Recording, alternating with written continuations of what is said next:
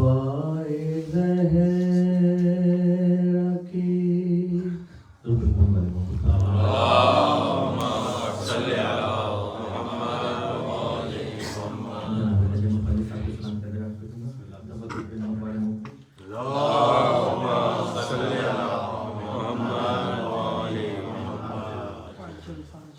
نہیں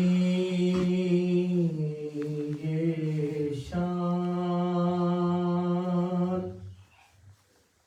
کسی درد کے فسانے کی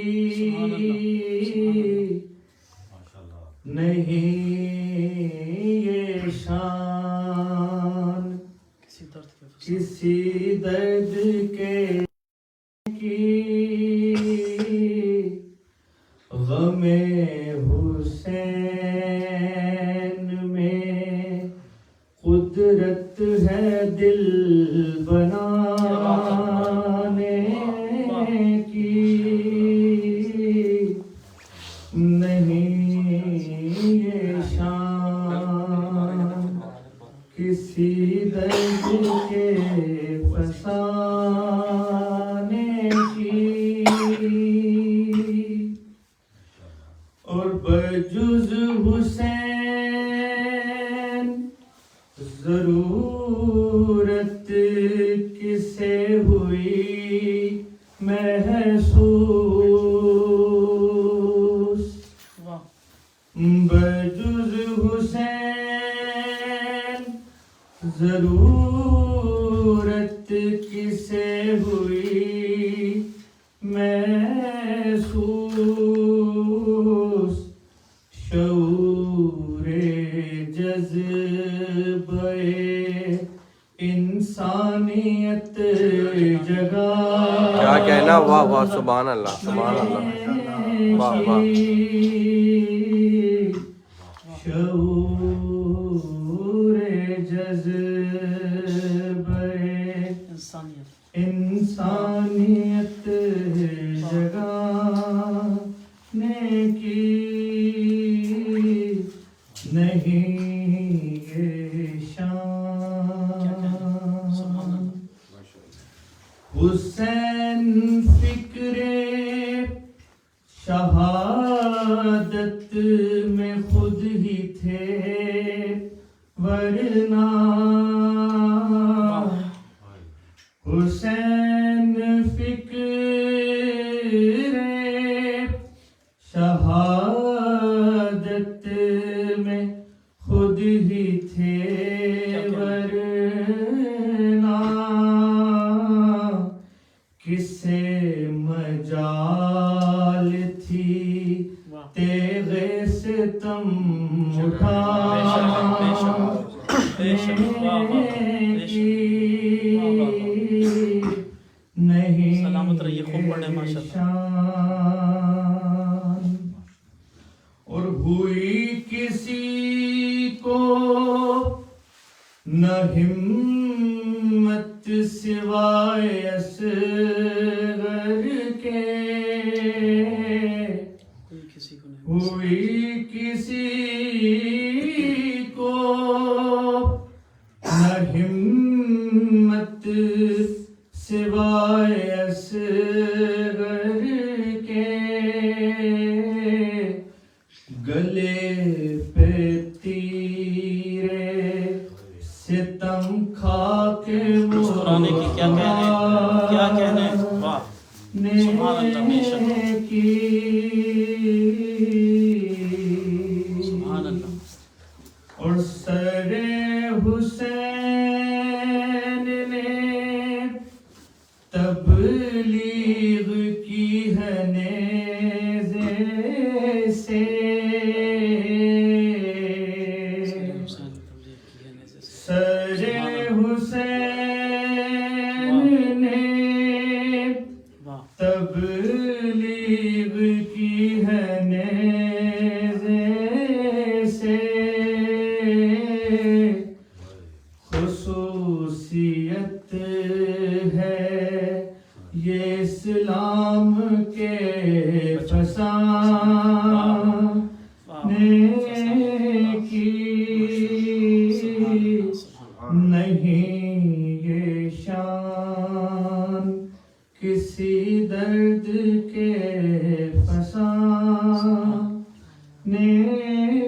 کی غم حسین میں قدرت ہے دل بنانے کی. محمد محمد صلی اللہ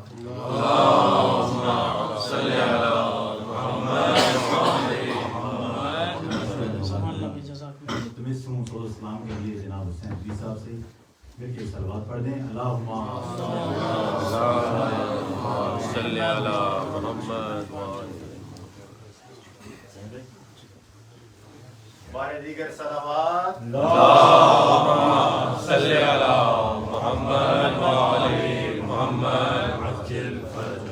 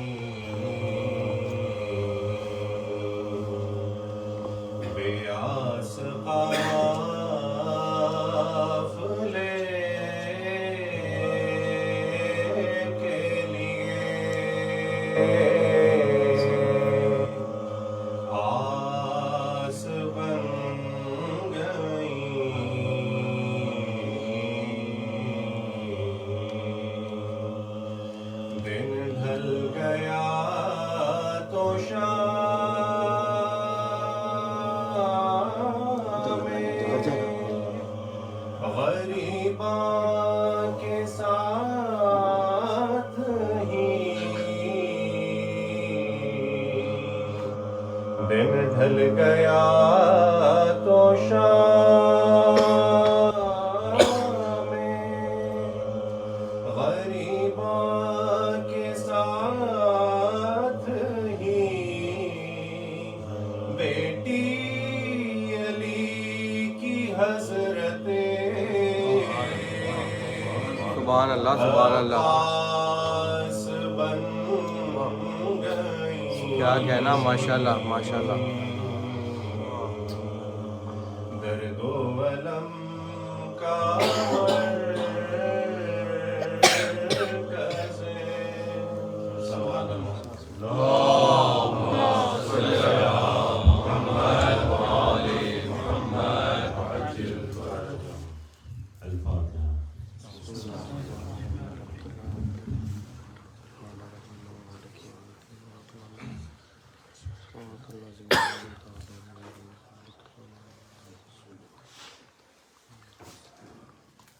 ایک بار مل کے آواز بلند صلوات. اللہم صلی علی محمد وعلی محمد. کی شہادت کے حوالے سے فارسیہ چند صدر پیش کر رہا ہوں. بسم اللہ.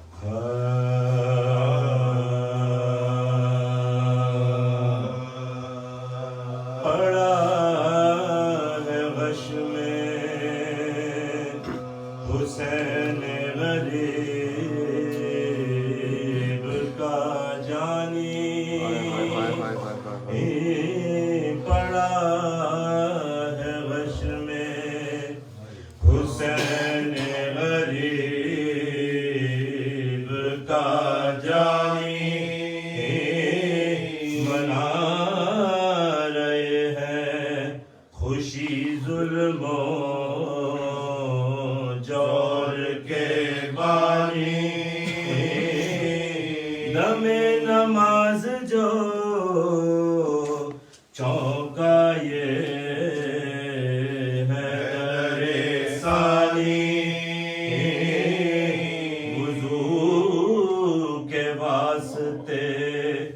اٹھ کر طلب کیا پانی،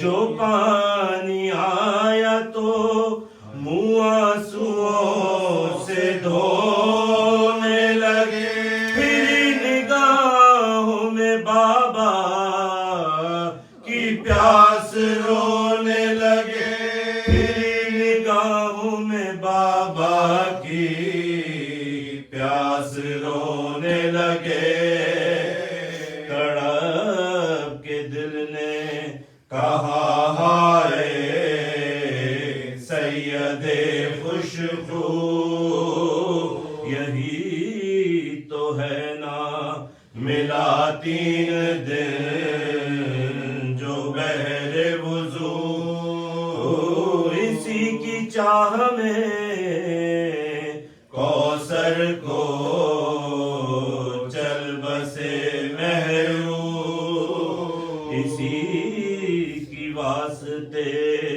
امو کے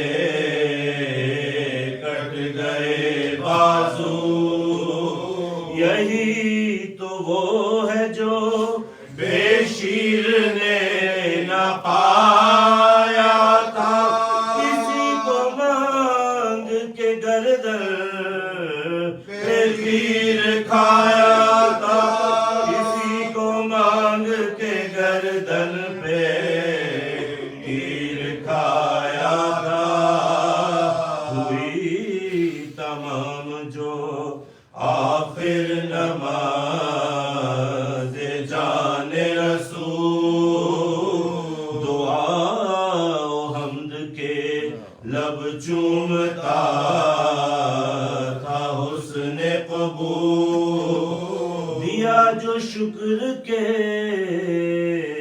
سجدے کو حق کی یاد میں تو ایک عصر کا یاد آیا سجدہ مقبول، اٹھے جو روتے ہوئے کوچ کر گئے سجاد، کہا حسین حسین اور مر گئے سجاد، کہا حسین حسین اور مر گئے سجاد، اٹھائی دوڑ کے باقر نے لاش رو رو کر، تمام بیبیاں ماتم میں پیٹنے لگی سر، محلہ بنی ہاشم میں غل مچا گھر گھر، اٹھا جہاں سے عزادار سبط پیغمبر، چھٹا وہ حال سے جو آسرا تھا غربت کا، بجھا تراغ شہ کربلا کی تربت کا، بجھا چراغ شہ کربلا کی تربت کا، نبی و حیدر و زہرا کی روح ہے ناشاد، حسین کا ہے یہ نوحہ کے ہائے اے سجاد، بطول کہتی ہیں رو رو کے یا خدا فریاد، سہے گی دہر میں کیا کیا ستم میری اولاد، جفا سے قتل کیا جبر و قہر سے مارا، میرے مریض کو ظالم نے زہر سے مارا، میرے مریض کو ظالم نے زہر سے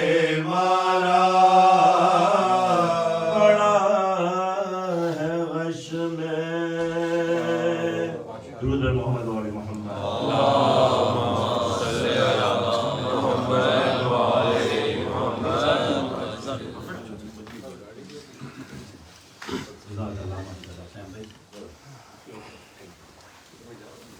افسوس نبی زادیوں کا شام میں جانا، سجاد سے پوچھو سر ننگے وہ ماں بہنوں کا دربار میں جانا، سجاد سے پوچھو۔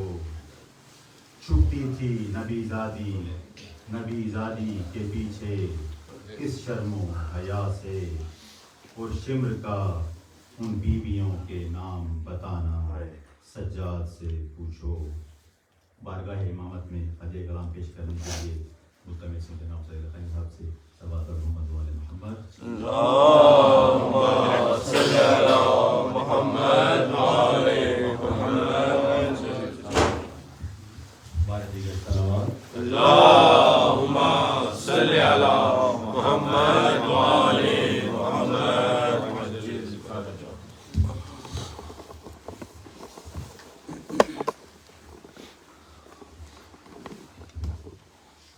بلند کر صلوات۔ اللہم صلی علی محمد وعلی محمد وعجل فرجہ۔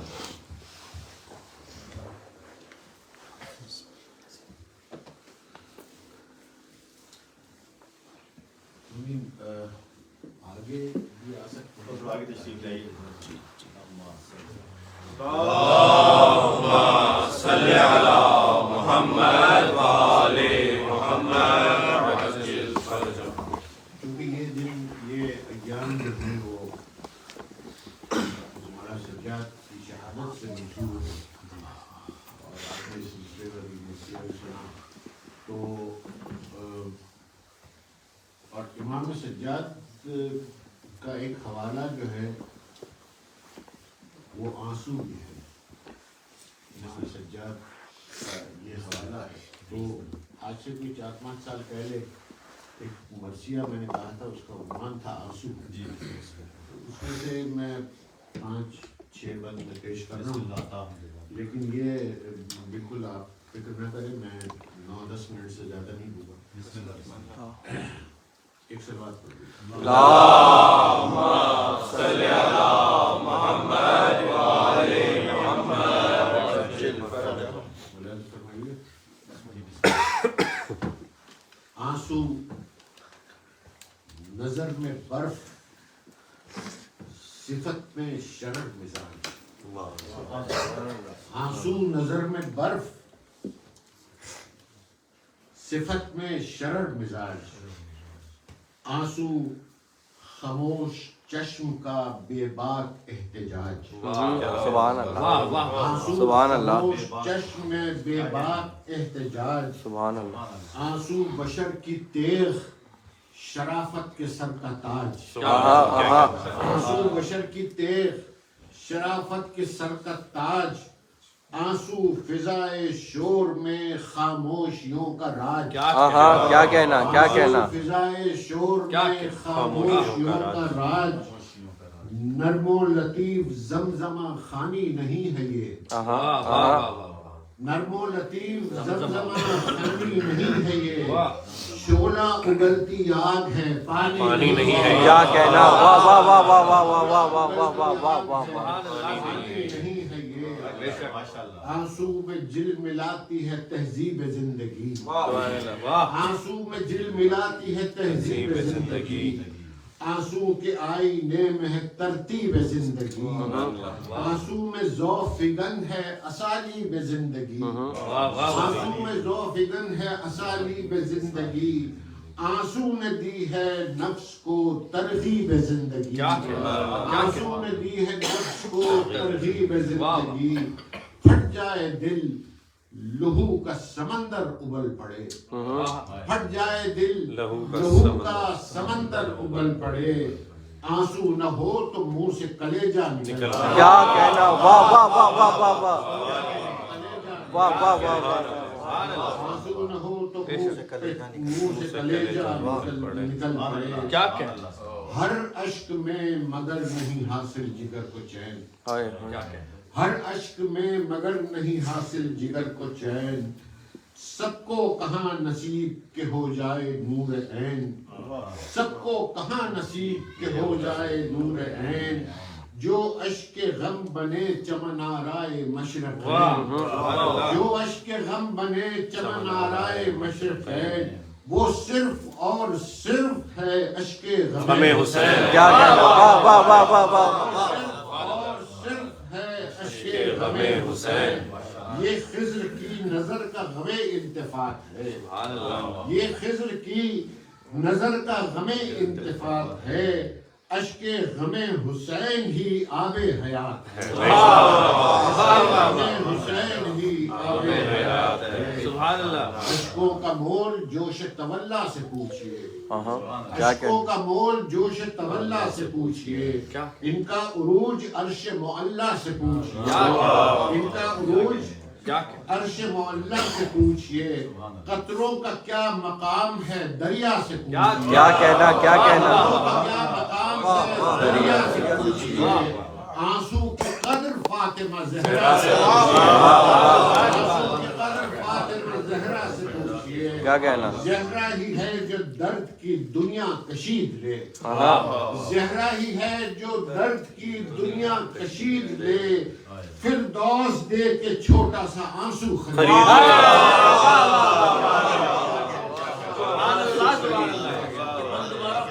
سبحان اللہ۔ قطروں کا مول جوش تولا سے پوچھئے، ان کا عروج عرش معلا سے پوچھئے، قطروں کا کیا مقام ہے دریا سے پوچھئے، آنسو کی قدر فاطمہ زہرا سے پوچھئے، دریا ہی ہے جو درد کی دنیا کشید لے، فردوس دے کے چھوٹا سا آنسو خرید لے، فردوس دے کے چھوٹا سا آنسو خرید لے، اور اشک غم حسین مکمل کتاب ہے، اشک غم حسین مکمل کتاب ہے، یہ اشک غم ہی لب ہے زباں ہے خطاب ہے، یہ ہر سوال زیست کا تنہا جواب ہے، کیا کہنا، یہ ہر سوال زیست کا تنہا جواب ہے، یہ سارے ظالموں پہ خدا کا عذاب ہے، یہ سارے ظالموں پہ خدا کا عذاب ہے، دریا میں وہ نہیں ہے جو قطروں میں بات ہے، واہ واہ واہ دریا میں واہ، وہ نہیں ہے جو قطروں میں بات ہے، جس میں یزید ڈوبا ہے یہ وہ فرات ہے، کیا کہنا، کیا کہنا، واہ واہ، سبحان اللہ، جس میں یزید ڈوبا ہے یہ وہ فرات ہے۔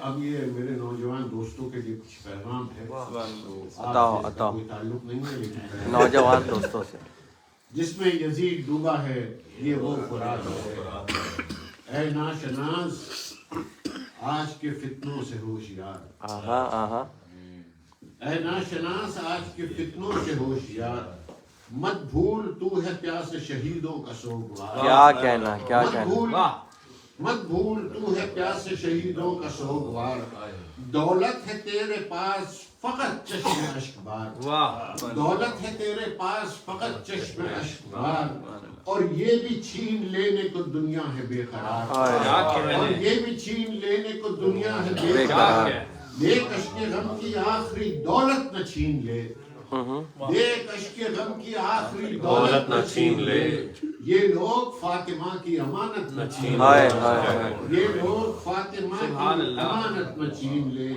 ہوشیار غم کے نام پہ کوئی دغا نہ دے، ہوشیار غم کے نام پہ کوئی دغا نہ دے، دنیا شعور غم کو دلوں سے مٹا نہ دے، آہو بکاؤ درد کی قیمت گھٹا نہ دے، آہو بکاؤ درد کی قیمت گھٹا نہ دے، ان پاک آنسوؤں کو تجارت بنا نہ دے، کیا کہنا، کیا کہنا، کیا کہنا، آنسوؤں کو تجارت بنا نہ دے، منبر پہ آ کے چرب زبانیں نہ کھول لے، منبر پہ آ کے چرب زبانیں نہ کھول لے، عرش عزا پہ اپنی دکانیں نہ کھول لے، واہ واہ واہ واہ واہ واہ واہ واہ واہ، عرش عزا پہ اپنی دکانیں نہ کھول دے، اب دو میں اب یہ ذرا بند تلخ ہے لیکن بہرحال حقیقت پیش کریں گے، میں نہیں کہوں گا تو کون کہے گا، میں بھی آپ ہی میں سے ہوں، باہر والے کہیں تو ہمیں اعتراض ہوتا ہے، لیکن میں تو اپنا ہی ہوں.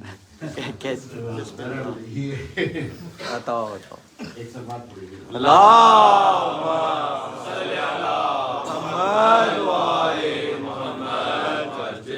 فرش اضاء پہ اپنی دکانیں نہ کھول دیں. اپنوں میں ایسا لگتا ہے اغیار آ گئے. اپنوں میں ایسا لگتا ہے اغیار آ گئے. علمی فضا میں جہل کے افکار آ گئے.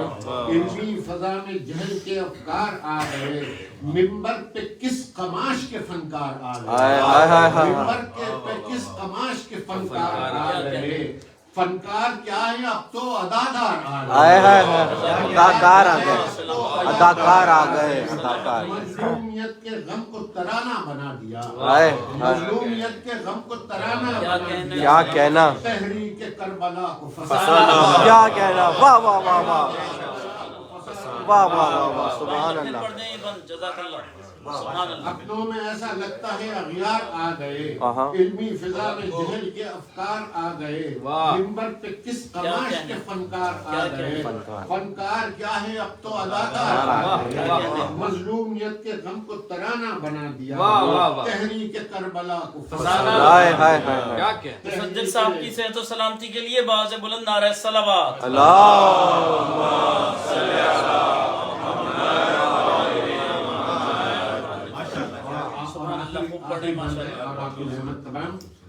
اشک غم حسین میں اصغر کا خون ہے. اشک غم حسین میں اصغر کا خون ہے. لیلا کے نوجوان علی اکبر کا خون ہے. لیلا کے نوجوان علی اکبر کا خون ہے. عباس جیسے مرد دلاور کا خون ہے. عباس جیسے مرد دلاور کا خون ہے. ان گرم آنسوؤں میں 72 کا خون ہے. ان گرم آنسوؤں میں 72 کا خون ہے.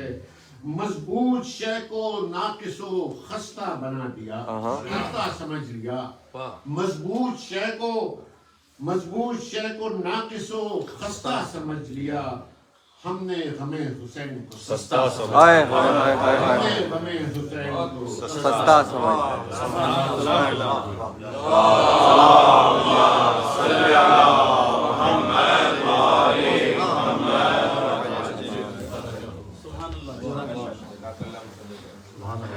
کلام پیش کر رہے تھے آنسو مرثیہ سے.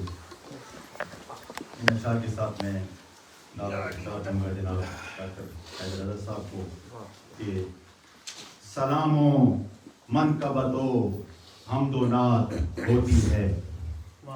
سلام و منقبت و حمد و نعت ہوتی ہے. حسینیت کی زبان میں جو بات ہوتی ہے. اور زمین پہ اہل زمین جب درود پڑھتے ہیں. زمین پہ اہل زمین جب درود پڑھتے ہیں. شریک اس میں خدا کی بھی ذات ہوتی ہے.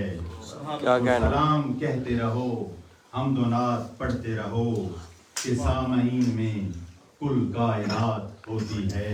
اور کروں گا کوزہ گری کربلا کی مٹی سے، یہ خاک منبع آب حیات ہوتی ہے.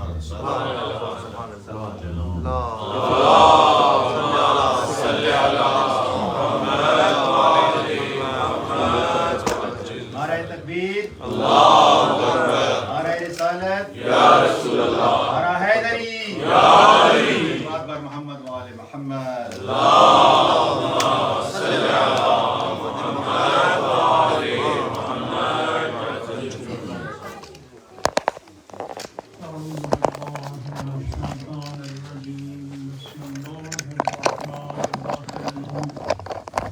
الحمد لله رب العالمين الرحمن الرحيم مالك يوم الدين. اللهم يا مالك الملك تؤتي الملك من تشاء وتنزع الملك ممن تشاء وتعز من تشاء وتذل من تشاء بيدك الخير إنك على كل شيء قدير. اللهم صل على سيدنا الأنبياء والمرسلين والشهداء والصديقين وعبادك الصالحين وعلى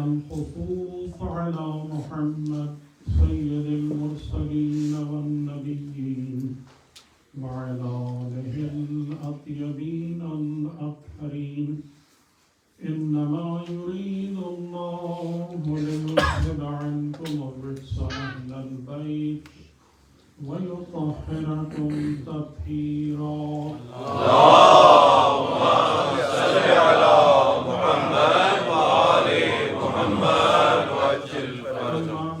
فقال الله سبحانه وتعالى في كتابه الكريم قد جاءكم من الله نور وكتاب مبين يهدي به الله من اتبع رضوانه سبل السلام ويخرجهم من الظلمات إلى النور بإذنه ويهديهم إلى صراط مستقيم.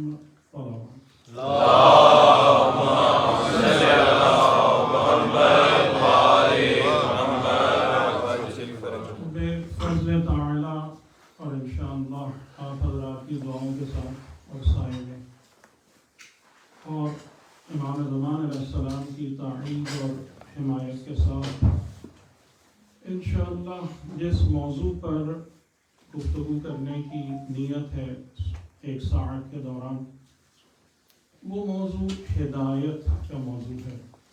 اور اگرچہ کہ اس موضوع پر 2 تقاریر اسی ماہ محرم میں ہو چکی ہیں، لیکن کیونکہ آج کی مجلس میں کافی سامعین ایسے ہیں جو پچھلی 2 تقاریر میں جنہوں نے شرکت نہیں کی ہوگی، تو میں ایسی کوئی نیت نہیں رکھتا کہ اپنی گفتگو کو بالکل اس کی سیریز میں رکھوں، لیکن کچھ چیزوں کی طرف اشارہ کرتے ہوئے نئے نکات اور نئے معروضات آپ کی خدمت. ہدایت جن آیتوں کو 2 آیتوں کو میں نے تلاوت کیا سورہ مائدہ کی 15 اور 16، ان آیتوں میں ارشاد ہوتا ہے کہ بے شک تمہارے پاس آئی 2 چیزیں خدا کی طرف سے، نور اور کتاب مبین، اور یہدی بہ اللہ، کہ اس کی طرف اشارہ میں نے پہلے بھی کیا تھا کہ یہاں پر ذکر 2 کا ہے لیکن ضمیر واحد کی ہے. یہ بہت عجیب نکتہ ہے اور لطیف نکتہ ہے کہ نور اور کتاب مبین خدا کی طرف سے آیا اور اس کے ذریعے سے اللہ ہدایت کرتا ہے من اتبع رضوانہ. ہدایت خدا کی ہر ایک کو نصیب نہیں ہوتی. اور میں اس جملے کو روک کر ایک بات اور بھی عرض کر دوں، اور یہ پچھلی تقاریر کے خلاصے میں سے ہی کچھ نکات ہیں کہ سورہ حمد جس کے بارے میں ہمارا امام علی علیہ السلام کی اور ائمہ علیہ السلام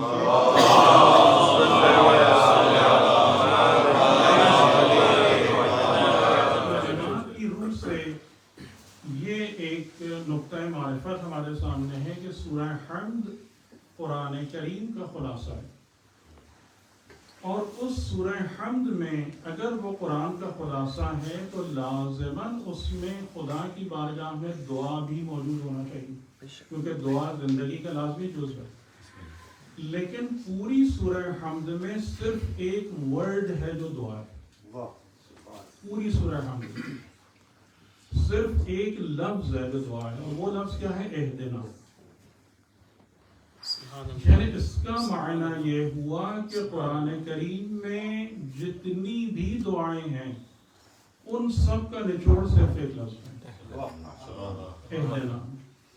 کہ اگر ہدایت نصیب ہو جاتی ہے خدا کی بارگاہ سے تو باقی ہر دعا کا فائدہ ہے، پھر ہر چیز کا فائدہ ہے. اور اگر خدا کی بارگاہ سے ہدایت نہیں ملتی نعوذ باللہ تو پھر انسان جو چاہے پھر وہ حاصل نہیں، اس کا نتیجہ نہیں.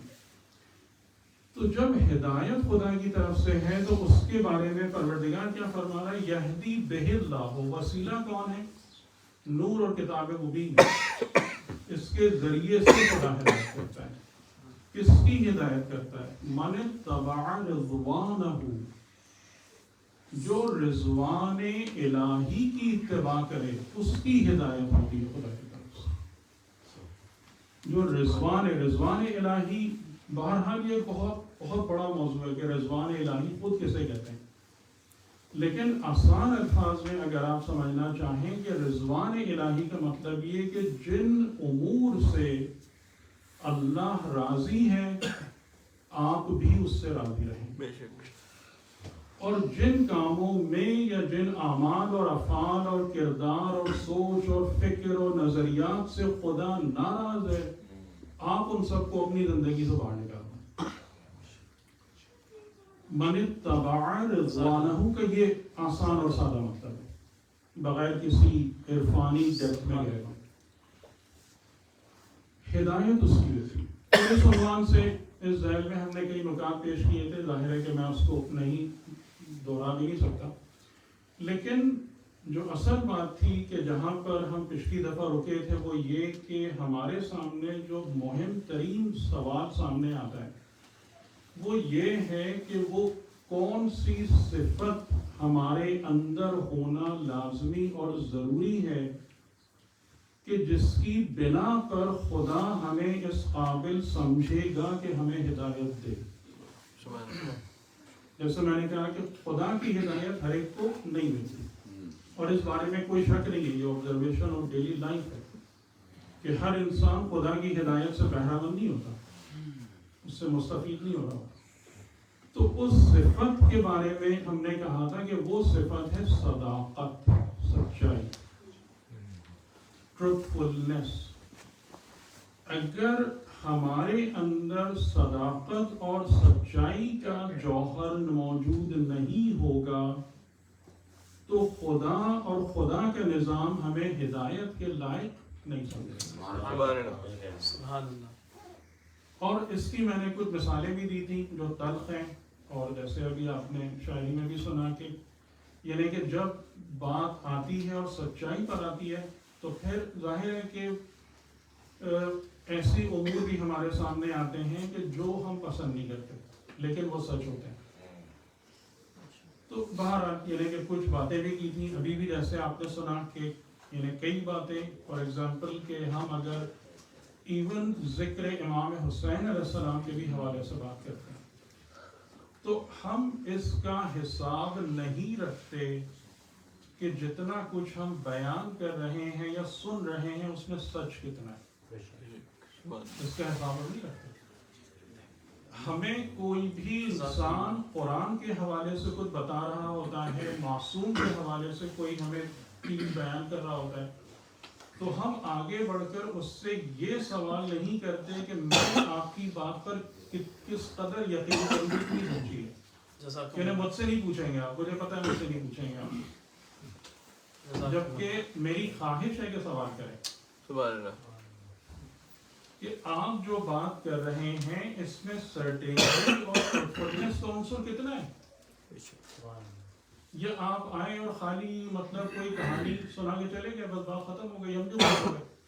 جو میں نے پہلی مجلس میں ایک بات کہی تھی کہ ہمارا سب سے بڑا مسئلہ کیا ہے جس سے شیطان ہم کو ٹریپ کرتا ہے، فیل گڈ والی کیفیت، کہ شیطان یہ چاہتا ہے کہ ایک ایسا ماحول بنا دیں کہ جس میں ہم فیل گڈ والی کیفیت اور حالت میں آ جائیں، اور اس کا نتیجہ یہ نکلتا ہے کہ پھر بعد میں ہم یہ سوچنے پر تیار ہی نہیں ہوتے کہ صحیح کیا ہے غلط کیا ہے۔ ہمیں اچھا لگ گیا، ہم نے خوشی محسوس کر لی، بات ختم ہو گئی، اس کے آگے سچ اور غلط اور جھوٹ اور سب فنش، وہ چیپٹر ہی کلوز ہوتا ہے۔ تو صداقت کا عنصر اگر نہیں ہوگا ہمارے اندر تو ہدایت کے راستے پر کبھی بھی خدا ہمیں لے کے نہیں چلے۔ یہ بہت اہم نکتہ ہے، اور یہاں سے ہی جو بات ہے کہ جیسے امام علی علیہ السلام کا بھی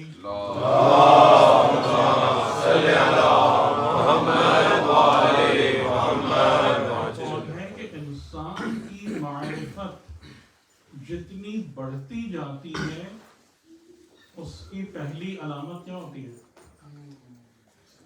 گفتگو کم ہوتی چلی جاتی ہے۔ انسان کی معرفت کے بڑھنے کی علامت قلت کلام ہے۔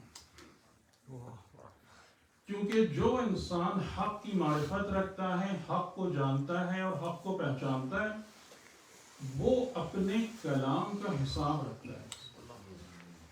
اور جب آپ اپنی گفتگو کا حساب رکھیں گے تو خود اگر ہم حساب رکھیں صبح سے شام تک تو آپ کو یہ بات نظر آئے گی کہ آدھی سے زیادہ گفتگو یا لا یعنی تھی یا فضول تھی یا جھوٹ تھی. وہ سب کے سب عناصر اور ایلیمنٹس جو ہے نا وہ آپ کی گفتگو سے مائنس ہوتے چلے جائیں گے. تو اس لیے بعض اوقات لوگ کہتے ہیں کہ یہ کچھ بولتے نہیں، یہ محفلوں میں شریک نہیں ہوتے، یہ جان مجلس نہیں ہے. تو اس کی وجہ کیا ہے؟ اس کی وجہ یہ ہے کہ یہ انسان یا تو کسی قابل ہی نہیں، مطلب یہ بھی پاسبل ہے کہ بولنے کے ہی قابل نہیں، بات کرنے کے ہی قابل نہیں. لیکن اگر اہل علم میں سے ہے تو اس کی معرفت اسے مجبور کرتی ہے کہ فضول کلام نہ کرو. اور امیر المومنین علیہ السلام اس بات کو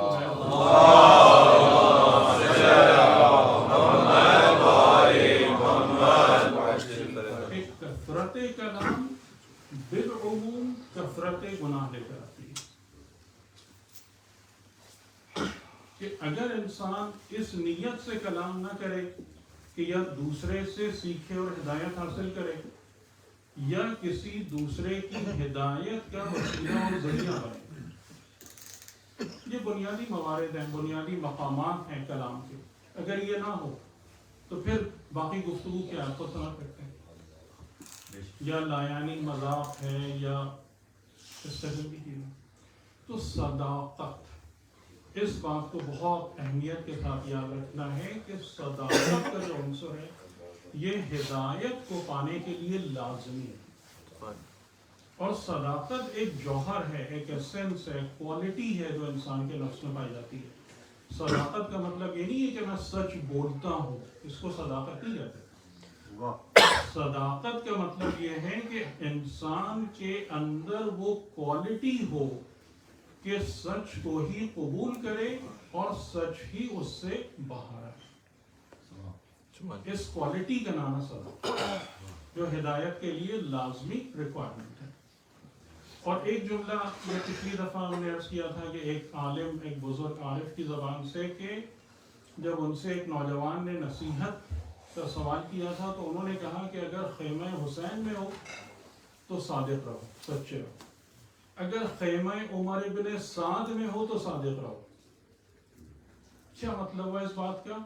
کہ اگر تم بروں کی صحبت میں بھی رہو گے، بروں کی امبریلا کے انڈر میں بھی رہو گے، لیکن صفت صداقت تمہیں پائی جائے گی تو خدا تمہیں وہاں سے بھی نجات دے کے باہر نکالے. سبحان اللہ. یعنی مثل ہور کہ جس نے صداقت کے پیغام کو قبول کیا، یعنی کہ وہ سچ جو ہر کو نظر آ رہا تھا، وہ سچ جو ہر کے اندر سے ابھر رہا تھا، اس نے اس کو دبایا نہیں. اس نے عمر صاحب کی مانند جھوٹی تعویلیں نہیں گڑھی کہ میں بعد میں توبہ کر لوں گا یا یہ ہو جائے گا وہ ہو جائے گا، یہ سب کچھ نہیں کیا. یہ ہے جوہر صداقت. اور قرآن کریم نے بھی اس کی کئی مثالیں دی ہیں. میں آپ کو خالی ریفرنس دیتا جاؤں کیونکہ آج انشاءاللہ دو تین باتیں خاص طور سے کرنی، اس کے لیے بھی وقت بچانا ہے. کہ قرآن کریم میں برادران یوسف کی ایک مثال ہے. برادران یوسف جو ایک گناہ کبیرہ کے مرتکب ہیں. ایک پیغمبر بھائی، اس کو اغوا کیا، کنویں میں ڈالا، قتل کا کوئی موقع ہاتھ سے نہیں جانے دیا.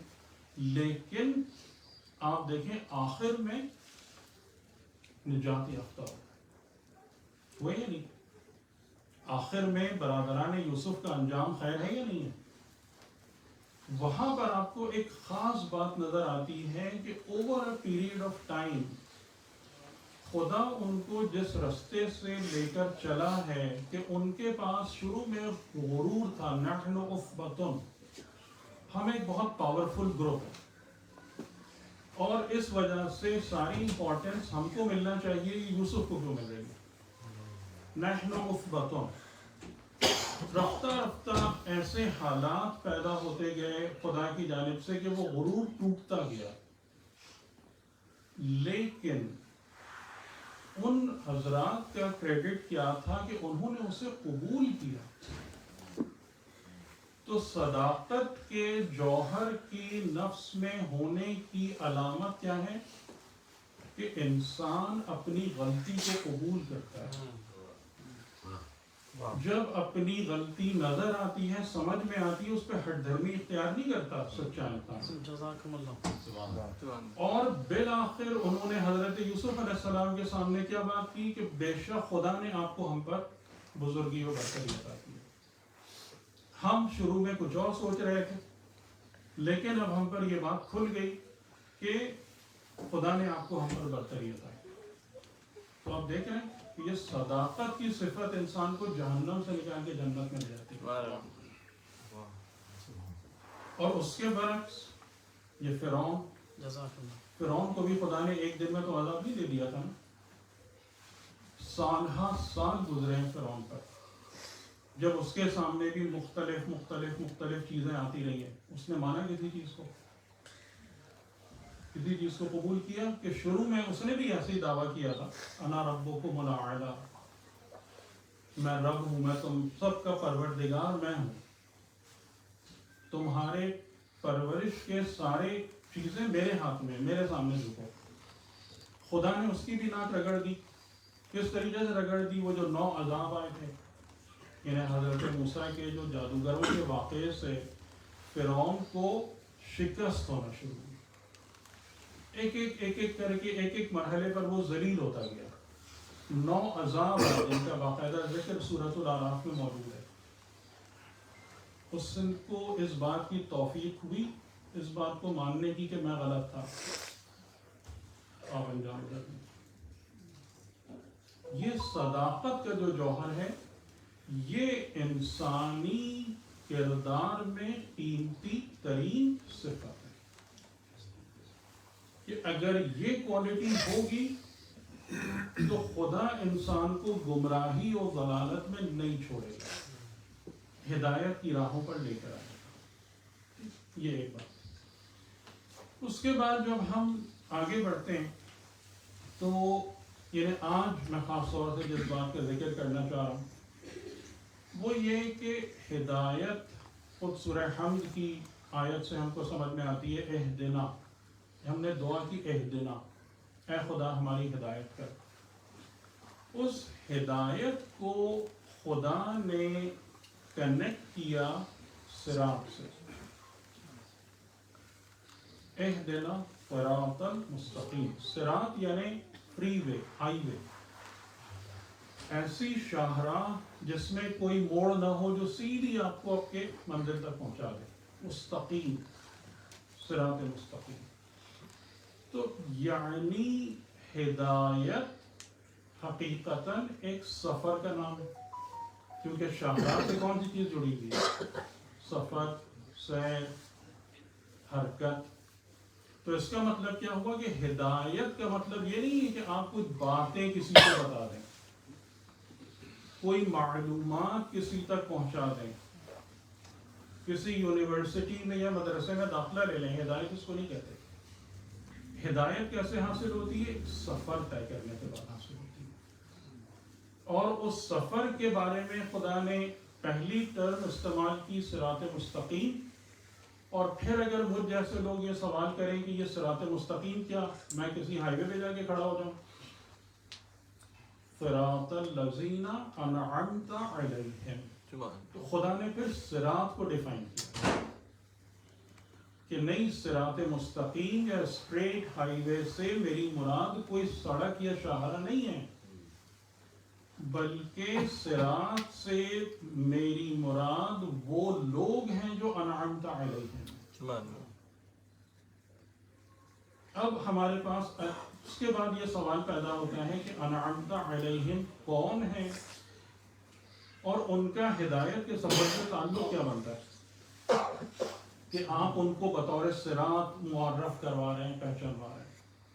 یہ 2 سوال ہمارے سامنے آتے ہیں کہ صراط کون ہے، کیسے، کیا، کون سے حضرات. تو اس کے بارے میں سورہ نساء کی آیت بتاتی ہے کہ یہ کون لوگ ہیں، انعمت علیہم کون لوگ ہیں. انعم اللہ علیہم من النبیین والصدیقین والشہداء والصالحین. انعم اللہ علیہم کون ہے؟ انعمت علیہم کون ہے؟ 4 گروہ: نبیین، صدیقین، شہداء اور صالحین. ٹھیک ہے، ابھی میں ان کی تشریح نہیں کر سکتا، یعنی ہمارے لیے وہ بات واضح، انبیاء، اوصیاء انبیاء، اور ہمارے دور میں، جس دور میں ہم زندہ ہیں، یعنی رسول اکرم کے 12 اوصیاء علیہم السلام. انعمت علیہم کو ہم نے پہچانا کہ یہ انعمت علیہم کون ہے. اب ان کا ہدایت سے کیا تعلق بنتا ہے؟ میں ان سے درس لوں، ان کی بارے میں پڑھوں، ان کی سیرت کو پڑھوں، ان کی احادیثوں کو دیکھوں، ان کی زیارت کو پڑھوں، یعنی ہدایت کے عنوان سے میں انعمت علیہم کا کیا کروں؟ تو اب یہاں پر جو ہمارے سامنے مہم ترین نقطہ ہے، جو آج میں اسی پر ہی بات کرنا چاہ رہا ہوں، اور اس حوالے سے ہمارے لیے بہترین ایک گائیڈ لائن جو ہے وہ خود کربلا ہے کہ انعمت علیہم کی وساطت اور وسیلے سے انسان ہدایت یافتہ کیسے ہوتا ہے اور کیوں کر ہوتا ہے. تو اگر ہم خاص طور سے کربلا کے میدان میں، یعنی اصحاب امام حسین علیہ السلام، اور پھر اس کے بعد جو سب سے درخشاں ہستیاں ہیں کربلا میں، وہ جناب زینب سلام اللہ علیہ اور جناب عباس. اور میں کیوں اس بات کو عرض کر رہا ہوں کہ سب سے درخشاں ہستیاں؟ اس لیے کہ ان 2 شخصیتوں کے اندر ہم کو ایک بہت عجیب پہلو نظر آتا ہے کردار کا، بہت عجیب پہلو نظر آتا ہے. جناب عباس علمدار، جیسا کہ شروع سے ہی یہ بات پتا ہے کہ امام علی علیہ السلام کی جلالت کے وارث ہیں. سبحان اللہ. یعنی اگر آپ اس طریقے سے کہ انبیاء اور ائمہ علیہ السلام جو ہیں کہ وہ اپنی صفات باذن اللہ اگر عطا کریں، تو جناب عباس جو ہیں وہ امام علی علیہ السلام کی جلالت کے وارث ہیں. اور اس عنوان سے کہ جو صاحب جلالت ہوتا ہے تو اس کا پورا رجحان جنگ اور مبارزہ اور غلبہ پانا، قہریابی، اس کی بنیادی صفت ہوتی ہے. لیکن امام حسین علیہ السلام کی اتباع میں اور ہمراہی میں انہوں نے اس چیز کو مکمل قربان کیا. یہاں سے ہم کو سمجھ میں آتا ہے کہ انعمت علیہم کے ساتھ چلنے کا مطلب کیا ہے. انعمت علیہم کے ساتھ جو یقیناً امام حسین علیہ السلام جس اس فہرست میں شامل ہیں، شہداء و صدیقین والی، کہ انعمت علیہم کی معیت میں چلنے کا معنی یہ نہیں ہے کہ میں یہ ہوں، بلکہ انعمت علیہم کے ساتھ سفر کرنے کا مطلب یہ ہے کہ آپ مجھے کیا دیکھنا چاہتے ہیں،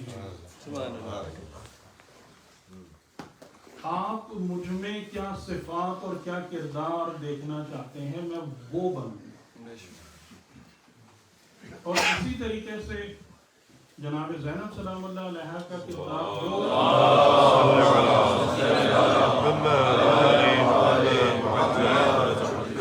ایک دو نکات تھوڑی سی انہیں باعتبار معرفت بھی اور ایک اس کے لیے بھی گزارش کے لیے بھی عرض کر دوں بات کو روک کر، کہ جب بھی ہم خاص طور سے یعنی معصومین علیہ السلام کے بارے میں بات کریں، اور دیکھیں معصومین کا جب ہم ذکر کرتے ہیں یا نام لیتے ہیں تو معصوم خالی 12 امام نہیں ہیں، کہ جو ہمارے ذہنوں میں ایک بات آتی ہے نا نبی بھی. ایک میں یہ گزارش کروں گا کہ یہ ایک ہمارا ٹرینڈ ہے جو کوئی اچھی سنت نہیں ہے کہ ہم خاص طور سے اپنی شاعری میں انبیاء اور ائمہ کا کمپیریزن کر رہے ہوتے ہیں.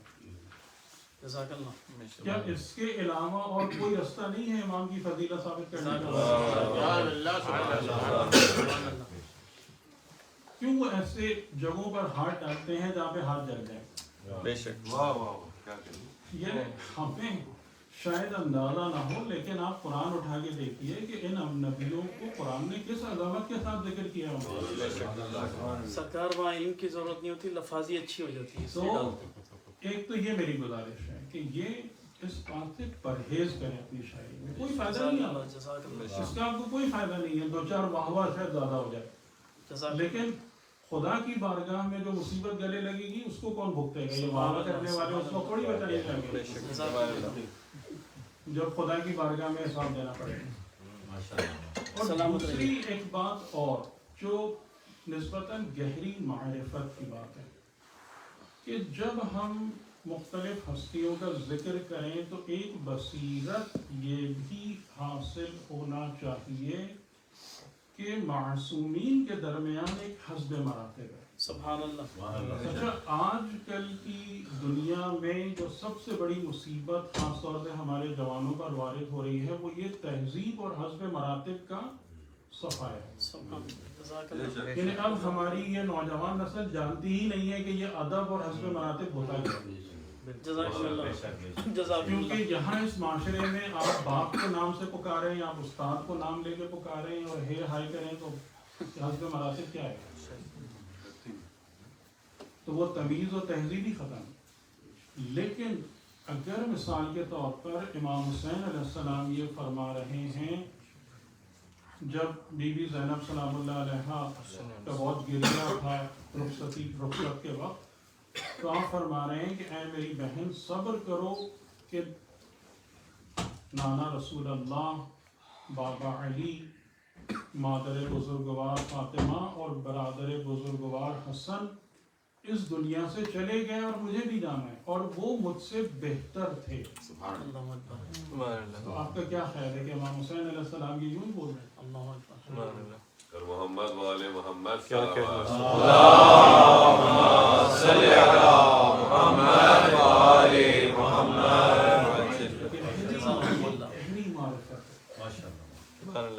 گہری معرفت. اسی طریقے سے جب آپ یعنی مثال کے طور پر جناب زینب سلام اللہ علیہ، جناب عباس، آپ اس چیز کو دیکھیں کون کس کی تعظیم میں جھک رہا ہے. آپ کے پاس کوئی ایسا موقع ہے کہ جناب زینب حضرت عباس کی تعظیم میں جھکی ہوں؟ ایسا کوئی موقع دیکھتا ہے آپ کو؟ لیکن یہ آپ کو دیکھتا ہے کہ حضرت عباس جناب زینب سلام اللہ کی تعظیم کر رہے ہیں. یہ وہ حسب مراتب ہے جو خود معصومین میں ایگزسٹ کرتا ہے ایز اے ریالٹی، نہ کہ تکلف. تو یہ ایک یعنی کہ جب بھی، کیونکہ ظاہر ہے کہ شاعری بھی ایک بہت پاورفل میڈیم ہے بات کو پہنچانے کا، تو لیکن اگر اس شاعری کے اندر معرفت مل جائے تو بہت افیکٹو ہو جائے. یعنی کہ وہ جو شاعری جیسے آج بھی حافظ اور ان کے جو کلمات ہیں یہ جو عرفا بے انتہا بہت زیادہ نقل کرتے ہیں، تو وہ یہ معرفت بھی انشاءاللہ اگر اس میں شامل ہو جائے. تو میں یہ بات کر رہا تھا جناب زینب صلی اللہ علیہ کہ انعمت علیہم کو کے ساتھ کیسے جوڑا جاتا ہے. بی بی زینب ایک خاتون ہے اور خاتون طبعاً نرم دل ہوتی ہے. خاتون کے لیے چاہے بہت پاک خاتون لیکن اس کے لیے ان مصائب کا کہ جو وہاں کربلا میں بیت رہے تھے اس کو برداشت کرنا بغیر آہ و واویلا اور فریاد و فغاں کے ممکن نہیں ہے. لیکن شب عاشور جناب زینب سلام اللہ علیہ نے شدید گریہ فرمائے ہیں. امام حسین علیہ السلام کے کچھ اشعار کو سن کر جو اس وقت آپ پڑھ رہے تھے، امام حسین علیہ السلام ان کو ہوش میں لاتے ہیں اور کہتے ہیں اے میری بہن، خدا نے تمہارے لیے ایک بزرگ اجر اور مقام رکھا ہے، لیکن تم اس کا مجھ سے وعدہ کرو کہ میرے بعد نہ اپنے بال بکھرانا ہے، نہ چہرے پر خراش لگانا ہے، نہ منہ سے ایسے جملے نکالنا ہے کہ جو خدا کی مرضی و منشا کے خلاف ہوں. بے شک. آپ اس بات کو دیکھیں، اس دن کے بعد، اس شب عاشور کے بعد سے زینب ایک اور زینب ہے. بے شک.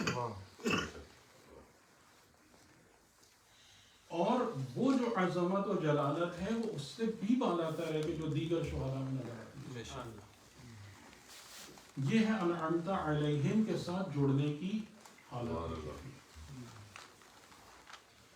کہ انعمت علیہم کے ساتھ اپنی زندگی، اپنا کردار، اپنی سوچ، اپنی فکر، اپنے رجحانات سب ان کے ساتھ جڑتے ہیں اور کنیکٹڈ اور ان کی خدمت میں حاضر ہو جائے. تب ہم کہیں گے کہ ہم اس انعمت علیہم والی صراط پر موجود ہیں. تب انعمت علیہم. ایک درود آپ کو